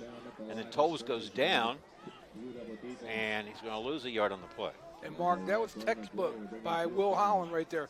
Kept him hemmed in, and turned the play back and instead of trying to be overly aggressive, and then where Tolles would run right by him. He was able to turn it back in to where his tacklers were. Now that was what Blue Devils need to do, and now it's 3 and out and forced Goochland here to punt. That means Tyler Black from about the 35 kicks it from the 38. Alex Lowe will watch this one bounce. We'll be down at the 21-yard line. So 29, 30, let's see, that's 22. 51-yard kick by Tyler Black, and Culpeper has it. They're back to just average field position. But we've got to see what, if anything, differently the Blue Devil offense does here in this third quarter, Steve. Well, I think you still got to use Malachi, but you got to, use him in screen plays or get him off, where he can, get the ball running with a head of steam. Just, trying to get the handoff right in tight. Sometimes he gets bottled up, and he's got to trust his offensive lineman and to run behind the blocks. All right, Bennett Sutherland and the Blue Devils start from the 20. Malachi Terrell, the ball carrier, finds a little running room and keeps it going. Keeps those legs churning. He got close to the 25-yard line. And I think, Mark, to be honest with you, I think the speed has been bothering Culpeper too, the way Goochland plays. Steve, I said 25 minutes to say near the 30. He got to the 28, so he picked up 8, brings up 2nd and 2 for Culpeper. See, one of the things about this field, and I'm grateful to be here, don't get me wrong, there aren't any hash marks there. Yeah. Malachi Terrell, a little hesitation. Waited for the play to develop. Nothing really became of it. And they stop him near the line of scrimmage. And see, and you got to look at your schemes here and what Goochland's trying to do. They're really trying to shoot the gaps and try to disrupt the running game of Culpeper. And Culpeper's got to make them pay for that. And that's where you use play action and look at, a screen pass or a short pass. And look, see what role maybe Larry Williams plays here. Well, he's going to block for Malachi Terrell, and he did break a tackle, and Terrell still fights for yardage. That's going to be a first down for the Blue Devils. Larry Williams was that lead blocker out of the backfield. And it's going to be a penalty in the backfield here. It's going to be a chop block against Culpeper. Got an injured, injured Goochland player down there. Is that number 50? I don't know, I can't see, but it's going to be a penalty against the Blue Devils for a chop block, I believe. And we'll see what the call is. I just saw the referee do the chop block symbol, so. They'll end up bringing it back. Okay, injured player on the field. We'll take a timeout as well and come back when the action is set to resume. Keep it right here on the Culpeper Media Network. This broadcast is brought to you by the following community sponsors. Able Heating and Air, 718-7556. Battlefield Automotive, 547-3673. Cash Imprints, 317-1473. The Copperfish and Time Market, 825-1011. Found & Sons, 825-3530. All right, welcome back to our broadcast. And still sorting it out here. Here it is. That's a big penalty for the Blue Devils. They had first down, chop block. Yeah, you called it. No, again, it was against Goochland. Well, you had the chop block right, but you assessed it against the Blue Devils. Yeah, they assessed against the Bulldogs because they tried to submarine Malachi. You can't do that. Interesting how it results. Yeah. First down, Blue Devils. Now up there 40.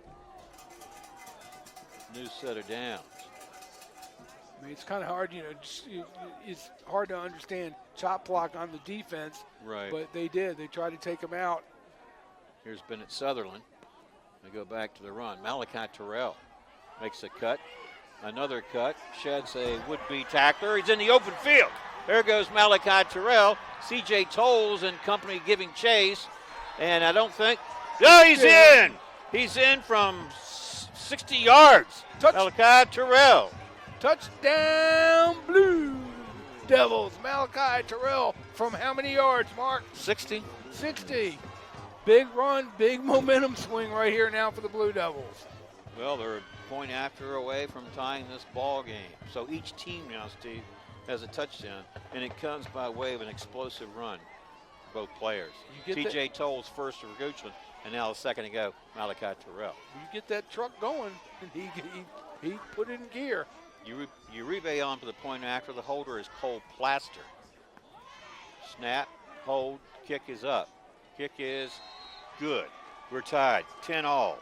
7:49 to play. Third quarter action. So, we started the third quarter with Goochland on offense. They went 3 and out. They punted. Culpeper took on the possession at its own 20. Very average field position, and they moved it out to the 40. Remember, they had the aid of that penalty. Gave them a new first down at the 40. Next play, 60 yards, Malachi Terrell. And we're tied up. And how many tackles did he break on the way to that? I mean, he must have broke about 3 or 4. He's a beast when he gets running. You get him going. Yep. He's gone. Very strong running by Malachi Terrell. Well, he's the area's leading rusher, right? Mm-hmm. And we've got his rushing yards in here, courtesy of Devin Payne. So with a school record 1,458 yards rushing, 14 touchdowns. He now has 15 on the season. All right, R.J. Uribe has teed it up. And this broadcast brought to you in part by Battlefield Automotive, featuring Toyota, Chevrolet, and Ford. Battlefield Automotive, a keystone of service and a cornerstone of our community. 547-3673. We have 7 minutes and 49 seconds to play in the third quarter. We're tied, 10-all. Uribe's kick, they keep it on the ground. And this one's bobbled and recovered. So Goochland avoided the disaster there as Ian Pace was able to pounce on that football. And, Mark, we said Malachi Terrell, 1,458 yard school record. I was just looking at Stonebridge. They got back. They dropped down to Division 5. Their lead back had 2,300 yards. Oh, wow. Talk about a season, right? Yep. Goochland on its own 28. And this is their worst field position of this football game. And you just said it, Mark. You made the magic word, field position, and see if Culpeper can capitalize on it now. Got to play smart, avoid those penalties. C.J. Tolles going to keep it. We've got a whistle to stop this one. Could be against, it's going to be a legal procedure against Goochland. Make it 1st and 15 from the 23. Well, this broadcast brought to you in part by Found & Sons, which is more than a respected funeral home. They support youth at all levels so they can become tomorrow's leaders. Found & Sons, 825-3530. C.J. Tolles checking back in there. He's the quarterback, number 7. He is a senior, stands 6 feet tall and weighs 168 pounds. And he's going to send Ian Pace, receiver, to the near side. On 1st and 15. Tolles going to keep it. Well, he's trying hard. He got across the 25 out to about the 27. Picked up 4 yards. Going to bring up 2nd and 11. We were saying that when we were live this year, our live sponsor is Able Heating and Air, answering any and all questions you may have about your HVAC system. There's peace of mind knowing they're able to keep your home comfortable. Able Heating and Air at 718-7556. And Steve, I think you'll agree as a fellow homeowner, if you have a home, you're going to have questions in town about your HVAC system. Yeah. I've been down that road. Yeah. So have you. Yes. And you always hope, this is going to be too painful, right? Yeah, you know, well, I can get through this year maybe. Well, but it's going to limp along another season. Yeah. Here's C.J. Tolles. This time, Blue Devils waiting on him. Will Holland, Corey Hutcherson combined for the Culpeper tackle, and Colby Charlton in the mix as well. There they are. Now, I'm thinking, Steve, you're going to sense a little bit different attitude coming from the Blue Devils now. It looks to me like they're playing with their heads up, playing maybe with a tad more confident. I think the coaching staff got on them at halftime, and that's good to see because now they're playing with a renewed sense of urgency right now. We've got a timeout on the field. You're looking at the Blue Devils defensive unit there. I think they're playing with more enthusiasm personally. Yep, I agree. Well, passion, enthusiasm. I mean, they're getting after it.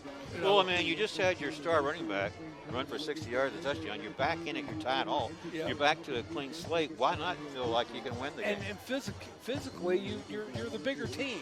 You got to use your physicality, I think, right, a little bit. And now, Goochland's going to try to use the quickness, but that doesn't mean you can take a play off. Culpeper cannot take a play off here in this second half.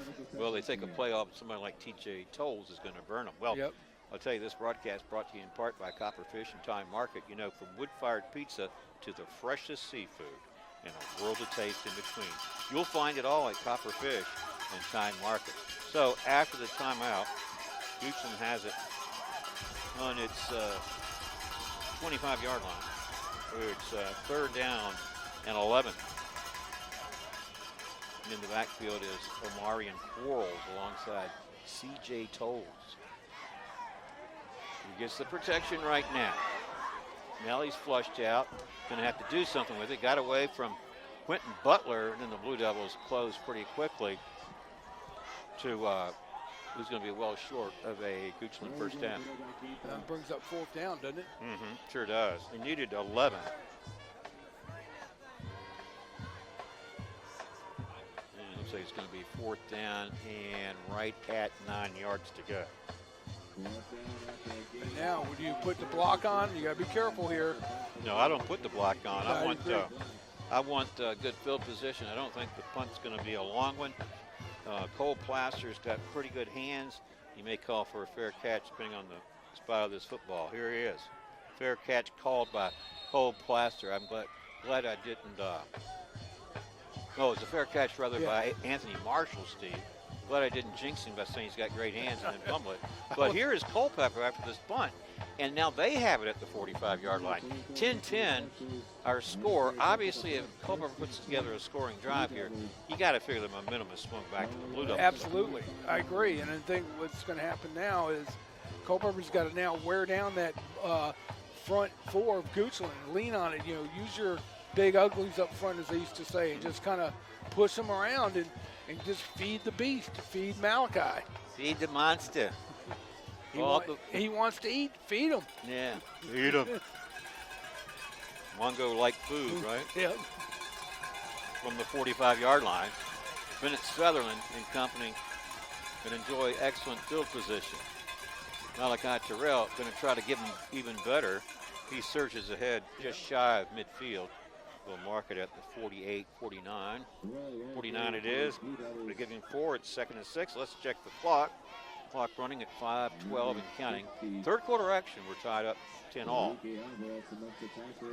remember they were down in Spotsylvania. They came back and won, beat Spotsylvania. And so they just they've got games they played that they can rely on, and just I think better execution here in the second half. 2nd and 6. Goochland, here comes the pressure. There's Malachi Terrell. Bottled up in the backfield, nowhere to go. They tackling at the 45, a loss of 4, going to bring up 3rd and 10. And as they sort this one out and get back to action, let me tell you, our broadcast is brought to you in part by Cash Imprints. From shirts to banners and everything in between, imprint your message on the community with Cash Imprints. 317-1473. And Mark, when you saw them really stacking the box and doing a run blitz, that's where you gotta have trust in your quarterback to audible out of the play and go with a pass, because it would have burned him. There was nobody in the back. 3 receivers to the right. Anthony Marshall, the lone receiver, top of your screen. Here is 3rd and 10. We'll need to protect Sutherland. He throws. This one's caught about a yard or two shy of a first down. Let's see who this is, Steve. This is Anthony Marshall. He picked up about 8 yards, and now they got a manageable 4th down here. I suspect they go for it here. Yeah, I think they will, Mark. This is where you got to get good push up front and give Terrell a chance. 4th down and 2. Movement didn't come across that line of scrimmage. Was the linebacker there, Corey Mullins. He's played well tonight for the Bulldogs. 4th and 2. Trying to draw him off sides. We're probably going to have to call a timeout here. Depending on that. Can you see the play clock? Yeah, this time. No, they do call a timeout to avoid the delay of game and a 5-yard penalty. Maybe they come back and punt this one, or maybe they come back and decide we've got a different play design. I think you punt it. You're tied 10-10. Why give them an early advantage of field position? Pin them way back and make them drive the 80 yards or something like that. But you got to give a good punt. Absolutely agree with that. Well, our timeout sponsor this year, of course, is CFC Farm and Home Center. Hometown service since 1932. From head to toe, it's easy to outfit with CFC Farm and Home Center. All right.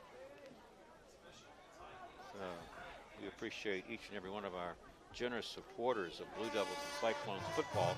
Here in the Culpeper Media Network, we've played our regular season, Steve, and you come back for the postseason, you always want to be in it.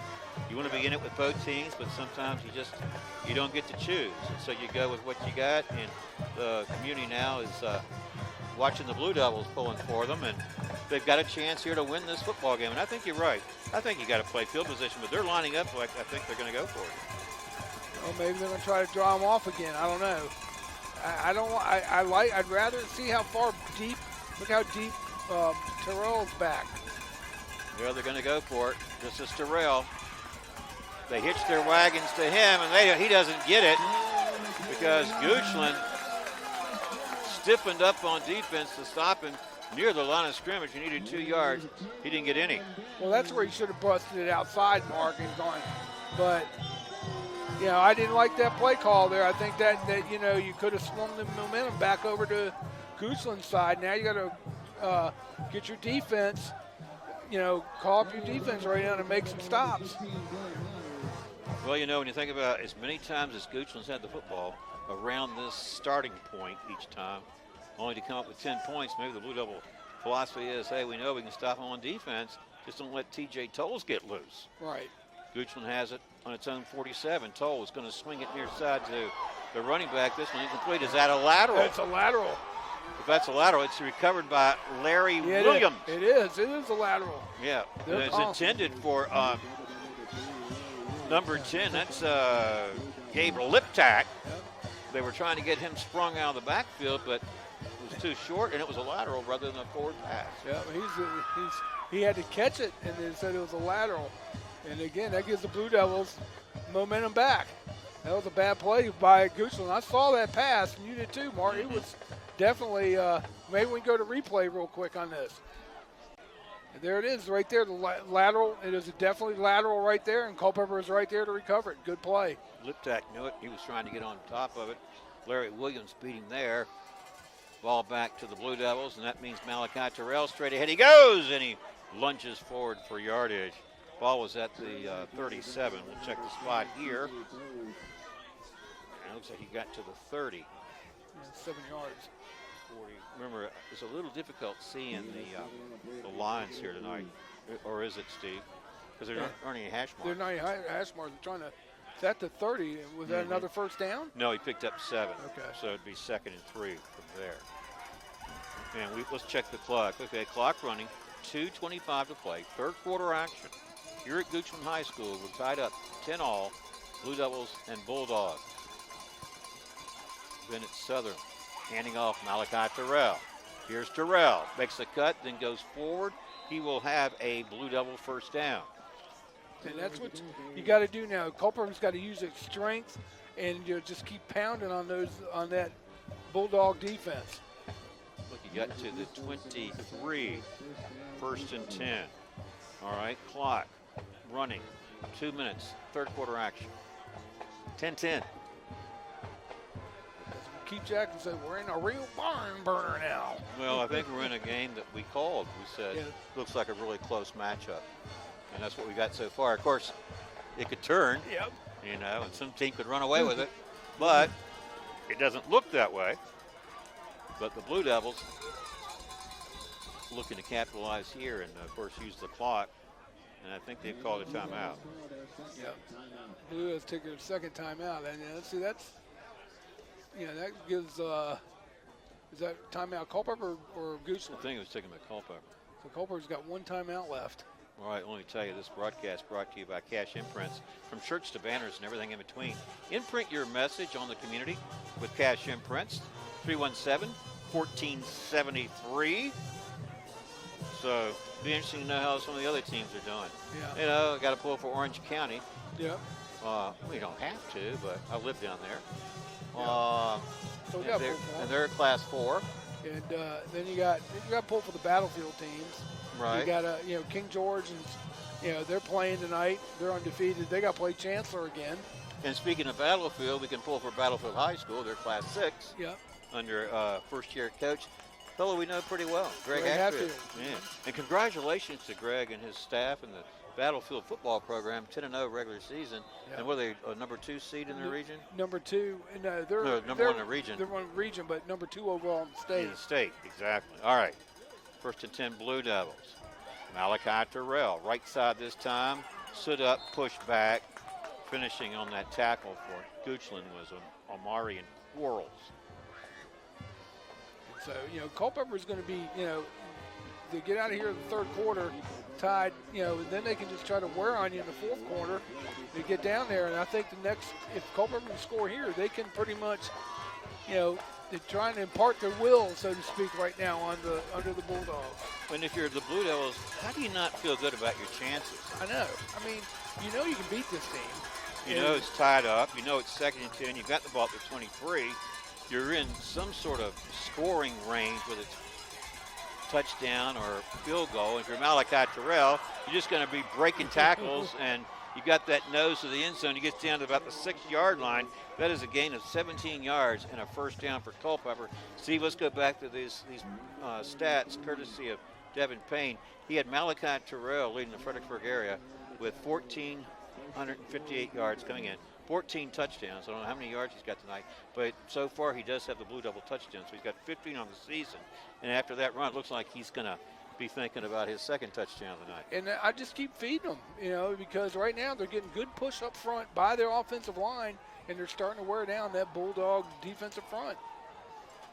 And again, from the psychological standpoint, if you're the Blue Devils, you ought to feel like this is our game to win. Yep. Back to Malachi Terrell. There goes Terrell. He's into the end zone. from 6 yards out. Touchdown, Blue Devils. Malachi Terrell from 6 yards out, and Culpeper goes on top by a score 16-10. Steve, that's actually the Blue Devils' first lead of the night, because remember, Goochland scored first on the field goal. Culpeper came back and got a field goal. C.J. Tolles had that long 45-yard run for Goochland before the second quarter expired. They took the lead in intermission 10-3. Culpeper tied it up behind Malachi Terrell's run. Here's a low snap. To get the hold down, the kick is up and good, and that could be critical, of course, 17-10. But when it was Blue Devils tied it up 10-all, but getting this touchdown gives them the first lead of the night. And of course, you know, I hate to sound cliche, but I mean, how do you not feel like you've got the necessary confidence now to just play smart the rest of the game and get the win and get out of here and advance to the semifinals next week? Why not? I know. I mean, I agree with you. And I just think that that's how it's got to go. And you know, like I said, now Culpeper's got to play good defense. They got to make, you know, Tolles is a threat to take it to the house time he touches the ball. Yeah, so he proved that. You know, so you got to keep him hemmed in, keep playing what you're doing, and get the ball back and start wearing down that defense again. Maybe we should observe Goochland's demeanor, Steve, and see or deportment. Do you see any changes necessarily from their response? Because remember, earlier in the game, in the first half, on a timeout, you were saying, well, Blue Devils are walking to see their coach, and these guys are running collectively to see their coach. Just going to be interested to see if that changes any. No, you still see Goochland's in it, but now here, I would kick it as far as you can. Don't kick it on the ground like that and give them good field position. I just don't like to see it. Like, Uribe's got the strength to kick it down there. Well, you know, here's the thing. The deep back is a fellow by the name of C.J. Tolles. Oh, okay. And I think they probably know that, and they definitely keep it on the ground. Then you have a good fielder out there making the good play for Goochland is number 32, Wyatt Hamilton. And I just, special team. like I said, I just don't like it because, you know, Tolles is a threat to bring it, you know, to take it to the house, and now you're giving him a short field at the 50. Well, it's 48, but I'm going to say this, Steve. That ball has been there how many times or in that vicinity tonight for Goochland? Oh, it's been there all night long. As a starting point. And I find it hard to believe that the clock didn't run. Still 17. Yeah, that's true. 17 seconds showing here in the third quarter. 17-10 Blue Devils. 2 touchdowns by Malachi Terrell. 2 extra points by R.J. Uribe, and he has a field goal tonight from 25 yards out. Now, Gabe, the running back there is Liptak. Gabe Liptak. He's a little fella. Leads the team in rushing this year. You know, one of the things I like about him is he may be a small guy, but he certainly seems to play big. Yep. Well, I think that is the end of the quarter. So we've played 3 here at Goochland High School, and after 3, the Blue Devils have a 7-point lead, 17-10. We'll take a break. We'll come back for what we hope will be the 4th and final quarter right after this. This broadcast is brought to you by the following community sponsors. Able Heating and Air, answering any and all questions you may have about your HVAC system. There's peace of mind knowing they are able to keep your home comfortable. Able Heating and Air, 718-7556. Battlefield Automotive, featuring Toyota, Chevrolet, and Ford. Battlefield Automotive, a keystone of service and a cornerstone of our community. From shirts to banners and everything in between. Imprint your message on the community with Cash Imprints, 317-1473. From wood-fired pizza to the freshest seafood and a world of taste in between. You'll find it all at Copperfish and Time Market. More than just a respected funeral home, Pound & Sons supports youth at all levels so they can become tomorrow's leaders. Pound & Sons, 825-3530. Welcome back to our broadcast and to the start of the 4th quarter here at Goochland High School. And Goochland on offense to start this one. 2nd and 6 from the Blue Devil 48. C.J. Tolles going to keep it. Going to be tackled by Colby Charlton. Lost yardage on the play, so a little more reason for the Blue Devils now to feel inspired. after a play like that. That was a good play there by Charlton, Mark. Kobe Charlton just read it perfectly and didn't let Tolles get outside. And I like what the Blue Devils, they made the adjustments at halftime. They also, I'm sure the players got a good stern talking to, because when you look at Culpeper, look at their size, they should be able to, control this team. Tolles, he can throw it, but, that's not his strength. Well, they're saying 3rd and 11 here from the 46. Tolles got a receiver, caught, breaks a tackle, watch out! He could go all the way, and he does. And it's number 2. Do you have him? Oh, yeah. It's Derek Pierce. He switched jersey numbers. So Derek Pierce, 54 yards on the touchdown reception, and now Goochland a point after away from tying this ball game again. And Mark, what happened on that play is the defensive back gave too much cushion, let him get inside leverage, and then he slipped. And slipped on the field because, we had rain last night. Right. And so down here, and so now the all-important extra point. Mason Gregory, the holder.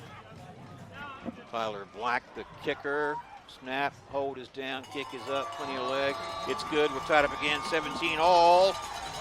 11:07 to play, fourth quarter action, and that was a 54-yard touchdown reception. And I was just saying, he's not really a big threat to throw it. And what did he do? He threw it, but that was, again, Culpeper not applying enough.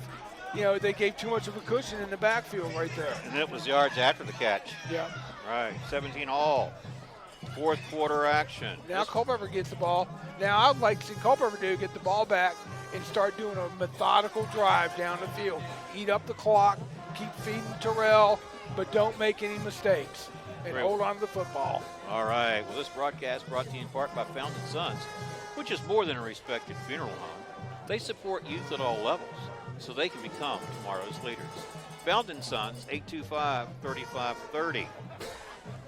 Also, Battlefield Automotive, featuring Toyota, Chevrolet, and Ford. Battlefield Automotive, a keystone of service and a cornerstone of our community. 547-3673. All right. 11:07 to play in the fourth quarter. Tyler Black tees it up for Goochland. Be kicking off. Let's see how he decides to play this. We mentioned, if you missed that first half, the opening kickoff was an onside kick by Tyler Black. Since then, he's been kicking straight away. And he does here. This is going to be he's got a good leg, Steve. Yeah, he does. Into the end zone, touchback. Culpeper back on offense from its own 20. Well, they had some momentum, and now Goochland has at least negated that. Maybe neutralized, it's a better word. Well, and everyone's saying this is a pretty evenly matched football game, and it's showing right now. Mm-hmm. But now what Culpeper's got to do is just do like they did, in the third quarter. They owned the third quarter. Just drive the ball and just make, start wearing on that defense again. Well, we said that our live sponsor this year is Able Heating and Air, answering any and all questions you may have about your HVAC system. There's peace of mind knowing they are able to keep your home comfortable. Able Heating and Air, 718-75-56. Culpeper on offense from the 20, 17-17. Opening minute of the fourth quarter. Malachi Terrell, their bread and butter. Straight ahead and picks up 2 or 3 yards on the play. I think the key thing, obviously, Steve, is no mistakes, no turnovers. Right. Ball control, be methodical. You're tied up. You got a whole quarter here to play. The clock can become your friend if you use it wisely. Yep, got to use it, but you got to get good blocks and minimize your mistakes. Second down and 8. We're long 7 here for Culpeper. Back to the run. Malachi Terrell bounced off the initial hit. He doesn't get much more as just a host of black jerseys are there waiting for him. Again, singled out this player, Corey Mullins tonight, number 44 linebacker position.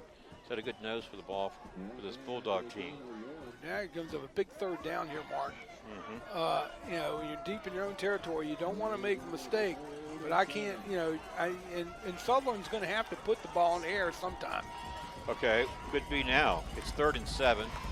Culpeper from its own 23.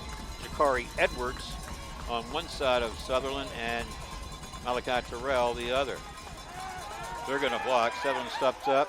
Got a receiver. Culpeper has it. Breaks the tackle. Open field. And there he goes. He slips and falls down just shy of the Goochland 30-yard line. He may be a little shaken up here.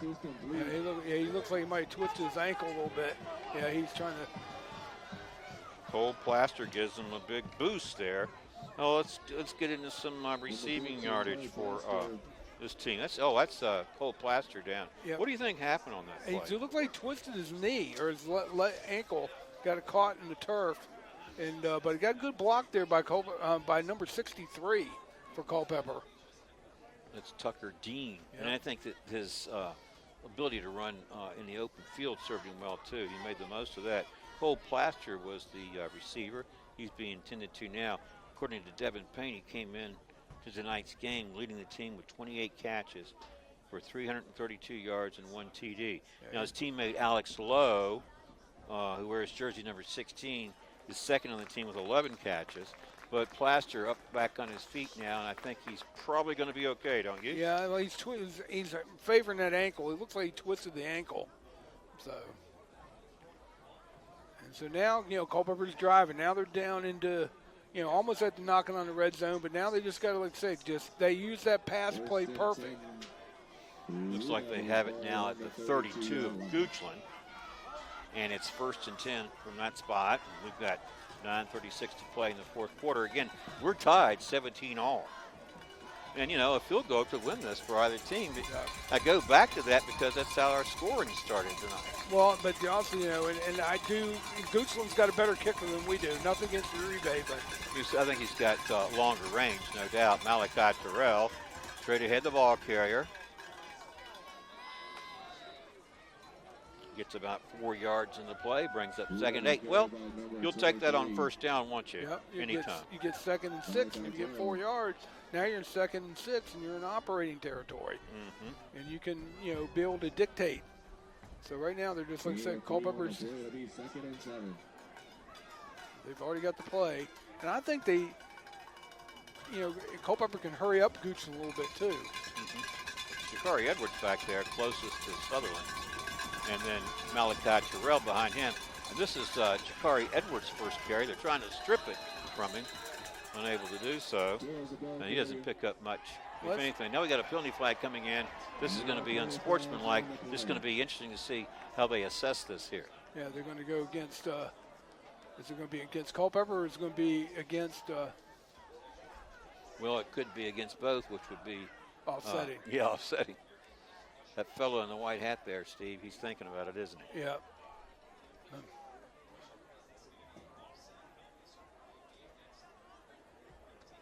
No, it's going to be. It's a big call right here. Right. We're waiting on it. I think we have a decision coming up here. All right, good ball. Unsportsmanlike against Goochland. Yep. Not against Culpeper. Nothing to 15 offset yard. there. You go. Yep. Now the line of scrimmage had been the 28. And let's see where they have marked it now. They're going all the way down. 15 yards and 28 should be at the 13, shouldn't it? Well, it depends on where they started to mark off. All right, so here it is. Looks like it's at the 14. Mm-hmm. All right, that's about right. So now you go back to Terrell. And what I was going to say, Edwards needs to lower himself a little bit more. When he's getting that hole, he stood straight up, but then Goochland committed the penalty by sitting there constantly hitting him after the whistle had blown. Yeah, I think there was a little extra going on after that whistle. Yeah. And I think Jakari Edwards was kind of running straight up. Looks like that's why he took a pretty good hit on the play. And they were trying to strip the ball, but Edwards did hold on to it. Malachi Terrell waiting for this one to develop. Then he explodes, or tries to, but they were hanging on and picked up at least 5 or 6 yards on the carry. Yep. It should be about 2nd and. I'm just going to check the spot. Again, we don't have the hash marks. It's a little more difficult here, but I'm thinking this is at the 7. Yep. 2nd and about long 3, Mark. Right, so they can get a first down here and a new set of downs without having to score. Ball is at the 7, where we'll call it 2nd down and 3. We're in the fourth quarter. The clock is running 7:45 and counting. You got Malachi Terrell back there on the 2nd and 3. The odds are they go back to him here. We'll see. And they do. This is Terrell. Tries the left side.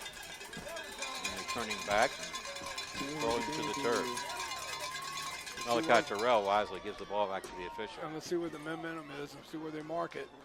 Looks like he might have picked up the. Looks like I don't think he did. He's going to be short, about a yard. See now what you want to do is to me that's when you get up under center. Bennett Sutherland should get up under center and basically a quarterback sneak because they haven't seen it all night long. But they're going to try to fire it again. They're not doing it, but that's just me. Yep, 3rd and 1 now from the 5. Back to Malachi Terrell. Well, I'm not so sure about this one. Maybe, maybe not, because Goochland stayed right with it, and they didn't get pushed back on their heels. I think they stopped him. It's going to bring up 4th down and short, unless I'm wrong about the forward progress. And look at this. I think, is this the punting, the field goal team coming on? It is, because that's R.J. Uribe, number 1, and Cole Plaster, number 14, the holder. Steve, let's check the spot where this is. It's kind of hard to pick up. Is it the 13? Yeah. 23-yard field goal attempt coming up for R.J. Uribe. Now it's going to be a fake. This is Cole Plaster. Now they're trying to draw him off sides. Doesn't look like it's going to work. Now Culpeper's going to have to call a timeout. And burn their last timeout. All right, what do you think of that? I don't know. I'm not so sure. Yeah. Because I didn't think Uribe has the legs. So they've got to go back. They got to pick up a yard and a half. But they can't. Terrell can't stop when he gets the hand. He's trying to stop and find a hole. He just needs to pick the hole up first and bust right through it. And so, well, you know what? That, by my calculation, that was only going to be a 23-yard field goal attempt by Uribe. He already got a 25. But, the snaps haven't been getting anything. A lot of things can go wrong and gives you the momentum. Right. I think Culpeper now is going to go in there and, they're going to have to get behind that big offensive line and tell them, let's go. And we're just going to get the field goal. I mean, the first down. I'm going to call it 4th down and what, 2? I'd say about a yard and a half. All right. Well, you got to figure Malachi Terrell. And it's Malachi Terrell spinning his way forward. And touchdown. He's in. From what, 5 yards out? Touchdown, Blue Devils. Malachi Terrell from 5 yards out. That's his 3rd touchdown tonight, Steve. 23-17. And it comes with 5:57 to play in this 4th quarter. This is a big extra point. Yeah. Big extra point here. Well, we know Cole, I believe it says Jimenez is the center. The holder is, wow, this is going to be short. No good. You said it was going to be critical. We knew it was. And then this is short. I'm not sure where the breakdown exactly happened. I don't either. I mean, I thought it might have just snuck over, but it didn't. So. Could it loom largely? Yeah, I think it can. It's going to depend on that Culpeper defense. Yeah. And really the guy who can. Well, I thought C.J. Tolles was the guy who could hurt them, but it's not exclusively him. And when you think about that receiver, Derek Pierce, who had that 54-yard touchdown reception. Yeah. It wasn't that it was a long pass. It was that he broke a tackle or two, and he raced into the end zone. He got outside containment. And now, I would not kick a 10-yard little squib kick because you're just setting yourselves up. I'd rather, kick it down as far as you can and just trust your guys to make the tackle. We'll see what they're going to do. Mindful, of course, that the deep man is going to be C.J. Tolles. Well, this broadcast brought to you in part by Cash Imprints. From shirts to banners and everything in between. Imprint your message on the community with Cash Imprints, 317-1473. Also, Copperfish and Time Market, from wood-fired pizza to the freshest seafood and a world of taste in between. You'll find it all at Copperfish and Time Market. All right. R.J. Uribe will kick off. Blue Devils up 23-17. So if you're Goochland, a touchdown and an extra point gives you the lead. We've got about 6 minutes to play in this fourth quarter. They keep it short, and it goes out of bounds. That'll mean that Goochland will have it at its own 35-yard line. Yep. So, it's going to be.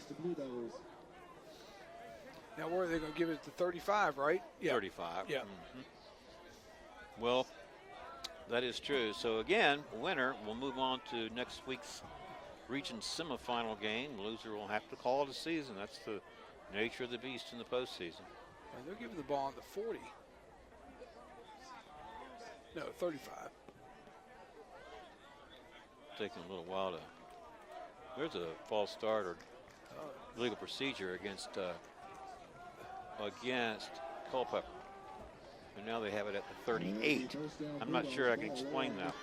Yeah, the ball went out of bounds, but it didn't go to the 35-yard line. I see what happened. Now the defense, they've got to make sure they stay locked up on those receivers and get pressure on tolls. All right, from the 38, go the Bulldogs. Little movement back there. This play designed for CJ Tolles, the quarterback, all the way. He got across the 40, just shy of the 45. He's going to pick up 6, brings up a 2nd and short, 2nd and 4. Blue Devils, they can benefit from a turnover here if they see they can force one. Well, it's more at the 43, so it's 2nd and 5. In the clock running, we're down to 5:25. And score 23-17 in favor of the Blue Devils. A moment ago, that mixed extra point may or may not be a crucial factor in deciding the outcome of this game. We'll find out. CJ Tolles, the quarterback. Protection holds up. Got a receiver diving for it. Unable to bring it in. Was the intended receiver there, number 6. That is Jason Woodson. So now it brings up a big third down play here.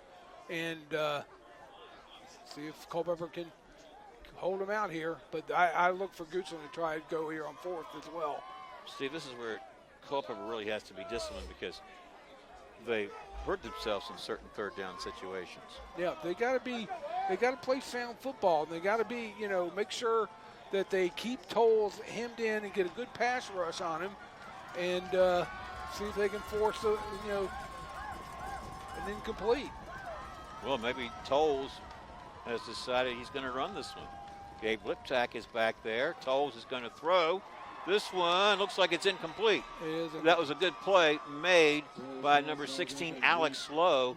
The intended receiver again was Jason Woodson. And now we got a 4th and 5. Steve, if you're coaching, you're coaching Goochland, do you want them to go for it here or play field position? Well, they're going to play field position here, Mark. Goochland's coming on a punt, but Culpeper can't jump either because it's 4th and 5? 5, right. Yeah. So you'd be telling your defense, don't bite. See, Culpeper has no timeouts either. Let's see who's back deep for Culpeper. Tyler Black, the punter, gets this one away near the 35-yard line. He's just going to let it go. And this is going to take a tremendous Bulldog roll. And they're going to down it at about the Culpeper 12. But that's not what should bother Culpeper because they're up by 6 points. Get the ball back with 4:55 to play. They just have to avoid turning it over here deep in their own territory and try to use that clock as an ally. And try to use Malachi Terrell and just say, hey, look, get hit in the holes and just play ball control here and then get out of here with a big win.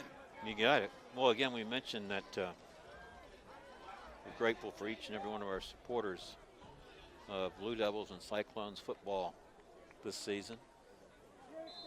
And as Culpeper goes back on offense, they'll have this one starting at its own 12. And we expect we'll see quite a bit of Malachi Terrell, but you never know. But he's not deep. Is that Edwards? No, it's Terrell. He's 23. Jakari Edwards is 26. And this is Terrell, right side. Still fighting for yardage and refusing to go down. They never really do tackle him. And Malachi Terrell's not sure he heard the whistle either. And number 12 looked like he was punching at him. You know, they may be trying to punch that ball loose. That was Aiden Allen you're referring to. Yeah. If you're Goochland, you do want to try to get a strip here, but you try. But with Malachi Terrell, you better be wrapping him up too. Yep. And so, and did he get out of bounds? Because the clock stopped. Must have. Yeah. Let's check the. Let's see. At the 20. Second down and 2. Big first. If they can keep getting first downs here and keeping that clock moving. Right now, it's stopped at 4:44 to play in the fourth. 23-17 Blue Devils. Second down and 2. Back to Malachi Terrell. He makes the cut, and he will have a first down. He got across the 25, out to the 27. And in on the tackle was Goochland's Aiden Allen. But they'll move the sticks, and now this is... And then the clock will start, and once sticks are set. And if I was Culpeper, don't be in a hurry. Right. This is where the clock can be your friend. Yeah. As long as you don't turn the ball over, and you get 3 or 4 yards by Malachi Terrell every pot. Yeah, and you're starting to wear down that defense in front of Goochland. Yeah, Steve, if Culpeper were to win tonight, 23-17, and you had to pin it on one play or something, what do you think would have made the difference in this game? The second half, the coaching staff and how they got them fired up. Okay. Come out here. All right, good answer. Malachi Terrell, again the ball carrier. No great surprise there, but now they hold him to a nominal pickup, and it's going to bring up, I believe, second down and 10. Yep, and you get no gain. And again, Culpeper just going to let this clock run on down. That's what they got to do. 3:45 and counting here in the fourth.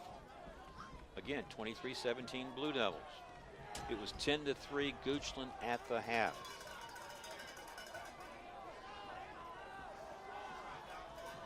And again, Bennett Sutherland wisely using the clock, running it down to near the end of the play clock before calling the play. And then smartly, conservatively going back to Malachi Terrell. And again, a very short pickup. It's going to bring up 3rd and long. And Goochland, I think, called timeout. And we mentioned our live sponsor this year is Able Heating and Air, answering any and all questions you may have about your HVAC system. There's peace of mind knowing they're able to keep your home comfortable. Able Heating and Air, 718-7556.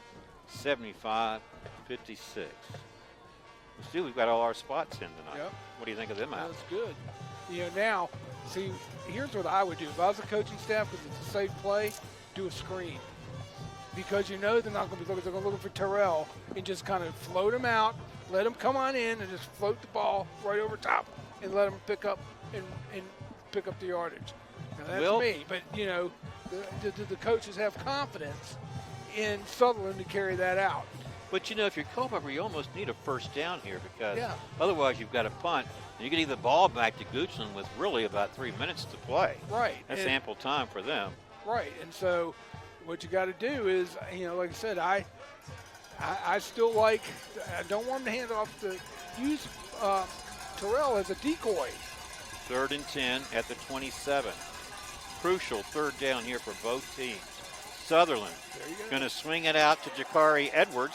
He breaks one tackle, but the Bulldogs converge quickly to stop him before he can get going. Now it's going to bring up a 4th down, and we're going to see the punting team.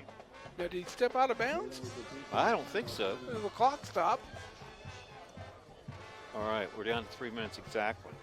Yeah, they called timeout. Goochland called timeout. So we're down to what? 3 minutes exactly. And after the timeout, it's 4th and 9. Okay.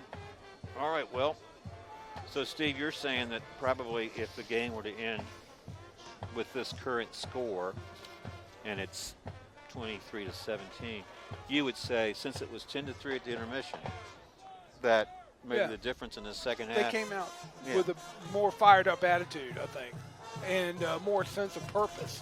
And but now you got to make sure you protect. Don't let them try to block the punt. And basically, you got to play sound defense. And means you got to lock up on those receivers and keep tolls from, breaking. But you got to get a good punt off here. But if I'm Goochland, I'm happy to let Uribe kick it, knowing I got C.J. Tolles standing there midfield. Right. So either Tolles returns it, or they're going to get a good spot, one of the two. I don't think they want to take a chance on roughing the punter. It's a high snap. Uribe gets it down. They did get some pressure on that kick. And that takes a Blue Devil roll. Then it's picked up near the 30-yard line. This is Pace coming near side. Ian Pace picks up a block, and he's out of bounds near midfield. Larry Williams dragged him down, and there's a penalty flag coming in at the end of that play. Yep, it's going to be a horse collar on Williams. Whoa. Yep. 2 flags. I think they're going to offset. You're going to get one against the Bulldogs for blocking the back, and you're going to get Williams for a horse collar. And, you know, we knew about C.J. Tolles being back there as a possible return man, but it was Ian Pace who brought it back on a nice run. And as you mentioned, we got the penalties to sort out here. It's going to be offsetting penalties, and what's going to happen, they get punted again.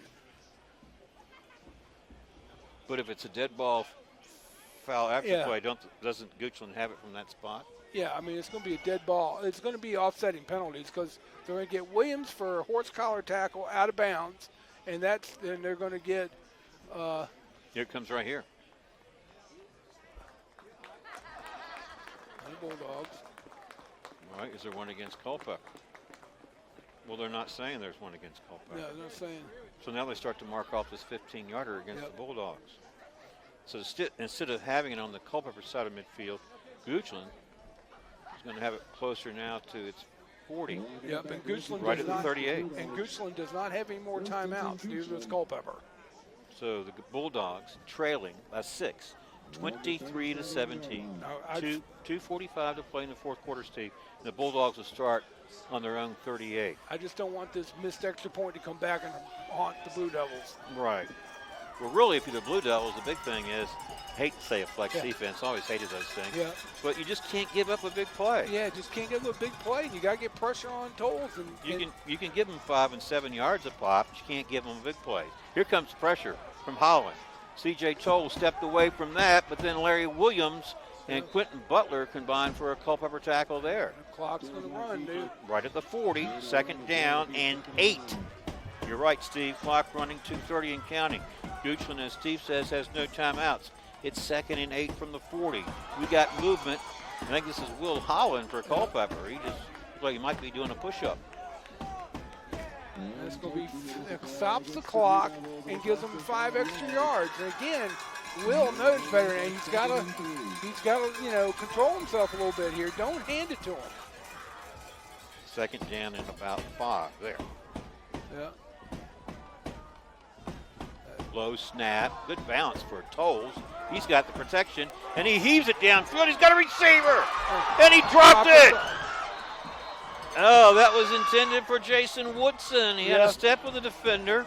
He had it and dropped it. He would have caught it inside the 10-yard line, and Goochland would have been knocking at the door for a game-tying touchdown and then a game go-ahead or a go-ahead score in the point after. Wow, what a play. Yeah, living right. Again, the secondary for Culpeper, they've got to watch these receivers. Don't let them get behind you. And that would have been the big play we're talking about avoiding. You can give up 5 yards. You can give up 7. You could probably give up 10 here on a given play. But you can't give up a 40-yard play. Right. And you just get, you got to make sure you stay with them and find that football. 2 minutes, 8 seconds to play. And we got a whistle. We got to delay a game against Goochland in 5 yards. And 5 yards is getting back now.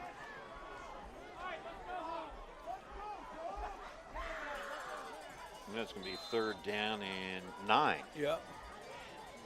So from the 40. Get pressure. See, Culpeper's going to try to pressure. All right, here's Tolles. Taking his time, looking downfield. Got a receiver caught at midfield. Makes a move.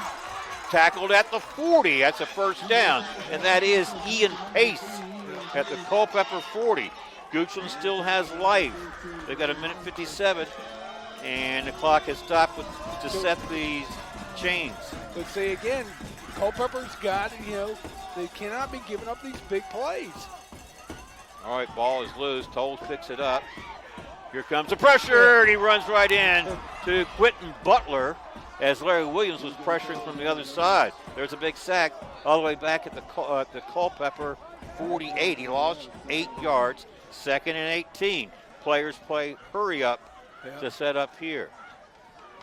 C.J. Tolles and company. 2nd and 18. Clock running. 1:20 to play. 4th quarter. 23-17 Culpeper. Tolles taking his time. Going to heave it downfield. And this one's going to be incomplete. Well, it was a contact with Alex Slow defending against Jason Woodson. Steve, I hope there's no penalty flag down. Yeah. But if you look back here to the offensive backfield, we've got an injured player now getting to his feet. Yeah. I'm not sure who that was. But I think C.J. Tolles there showing us his arm strength. Heaved it downfield incomplete. And I think that Culpeper could be thankful there's no penalty flag there. Right. There was contact between the defensive back and the intended receiver. Now brings up 3rd and 18? Right. And this is a spot that I think both Culpeper and the Eastern View defenses have been in this year, Steve, where they've had 3rd and long, and all they do is make the play. They only to give up a long one. So this is where I think, to me, a big crucial 3rd down for both teams. And if Culpeper stops them, of course, I mean, it's just that could be the ball game on 3rd down because you're down to 1:11. Yeah, you are, and also if he's going to air it out like that, also see if you get ball hawk back there and go and intercept it. Mm-hmm. That would put all you have to do is kneel down then. All right, injury on the field. Let's take a break. Give Johnny a break, maybe a chance to get warm. We'll be back when the action resumes. Keep it right here. This broadcast is brought to you by the following community sponsors. Able Heating and Air, answering any and all questions you may have about your HVAC system. There's peace of mind knowing they are able to keep your home comfortable. Able Heating and Air, 718-7556. Battlefield Automotive, featuring Toyota, Chevrolet, and Ford. Battlefield Automotive, a keystone of service and a cornerstone of our community. From shirts to banners and everything in between. Imprint your message on the community with Cash Imprints, 317-1473. From wood-fired pizza to the freshest seafood and a world of taste in between. You'll find it all at Copperfish and Time Market. More than just a respected funeral home, Pound & Sons supports youth at all levels so they can become tomorrow's leaders. Pound & Sons, 825-3530. Player was Jonathan Leith of Goochland. He appears to be okay. Now, as a reset, it is 3rd down and 18. Culpeper, 48-yard line. Big 3rd down here for both teams. Yep.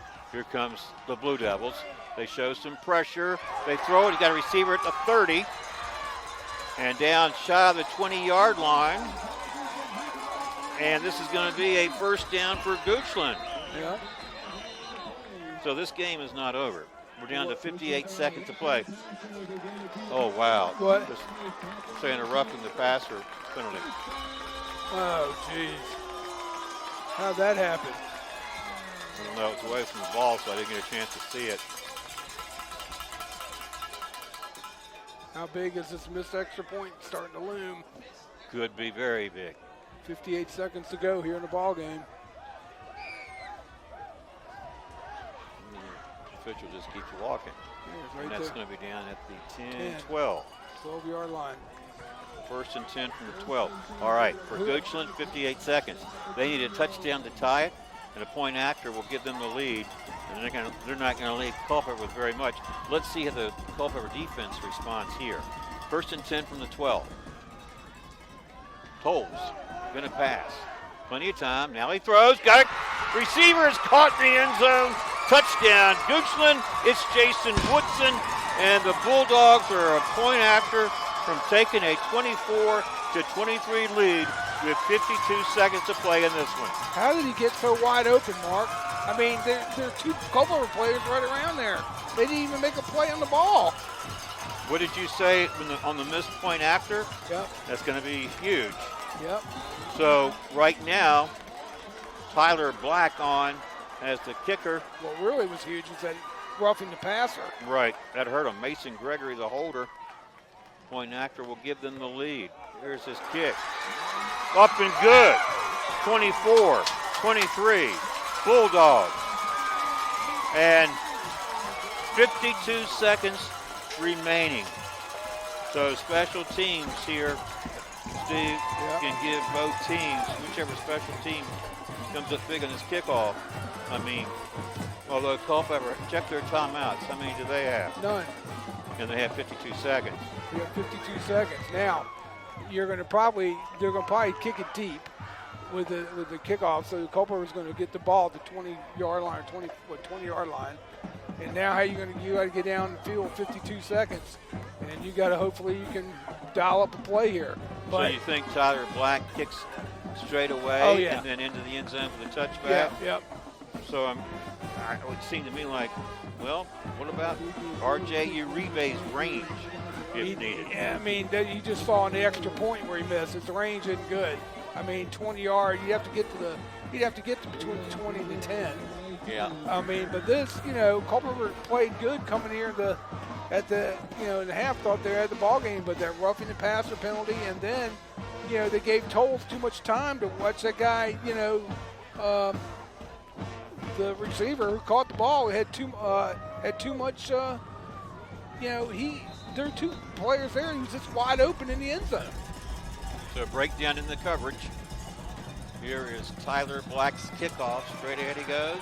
This will go to the end zone as predicted, and the Blue Devils will start from their own 20-yard line, and they've got a long way to go to try to get in range of a go-ahead and perhaps winning score here late in the game. Yeah, and I mean, it just, it looked like Culpeper had the ball game. I mean, they had him stopped, and then they gave up that big third down pass to get first, but then the next play, roughing the passer, and that brings the ball right down to the 10-yard line.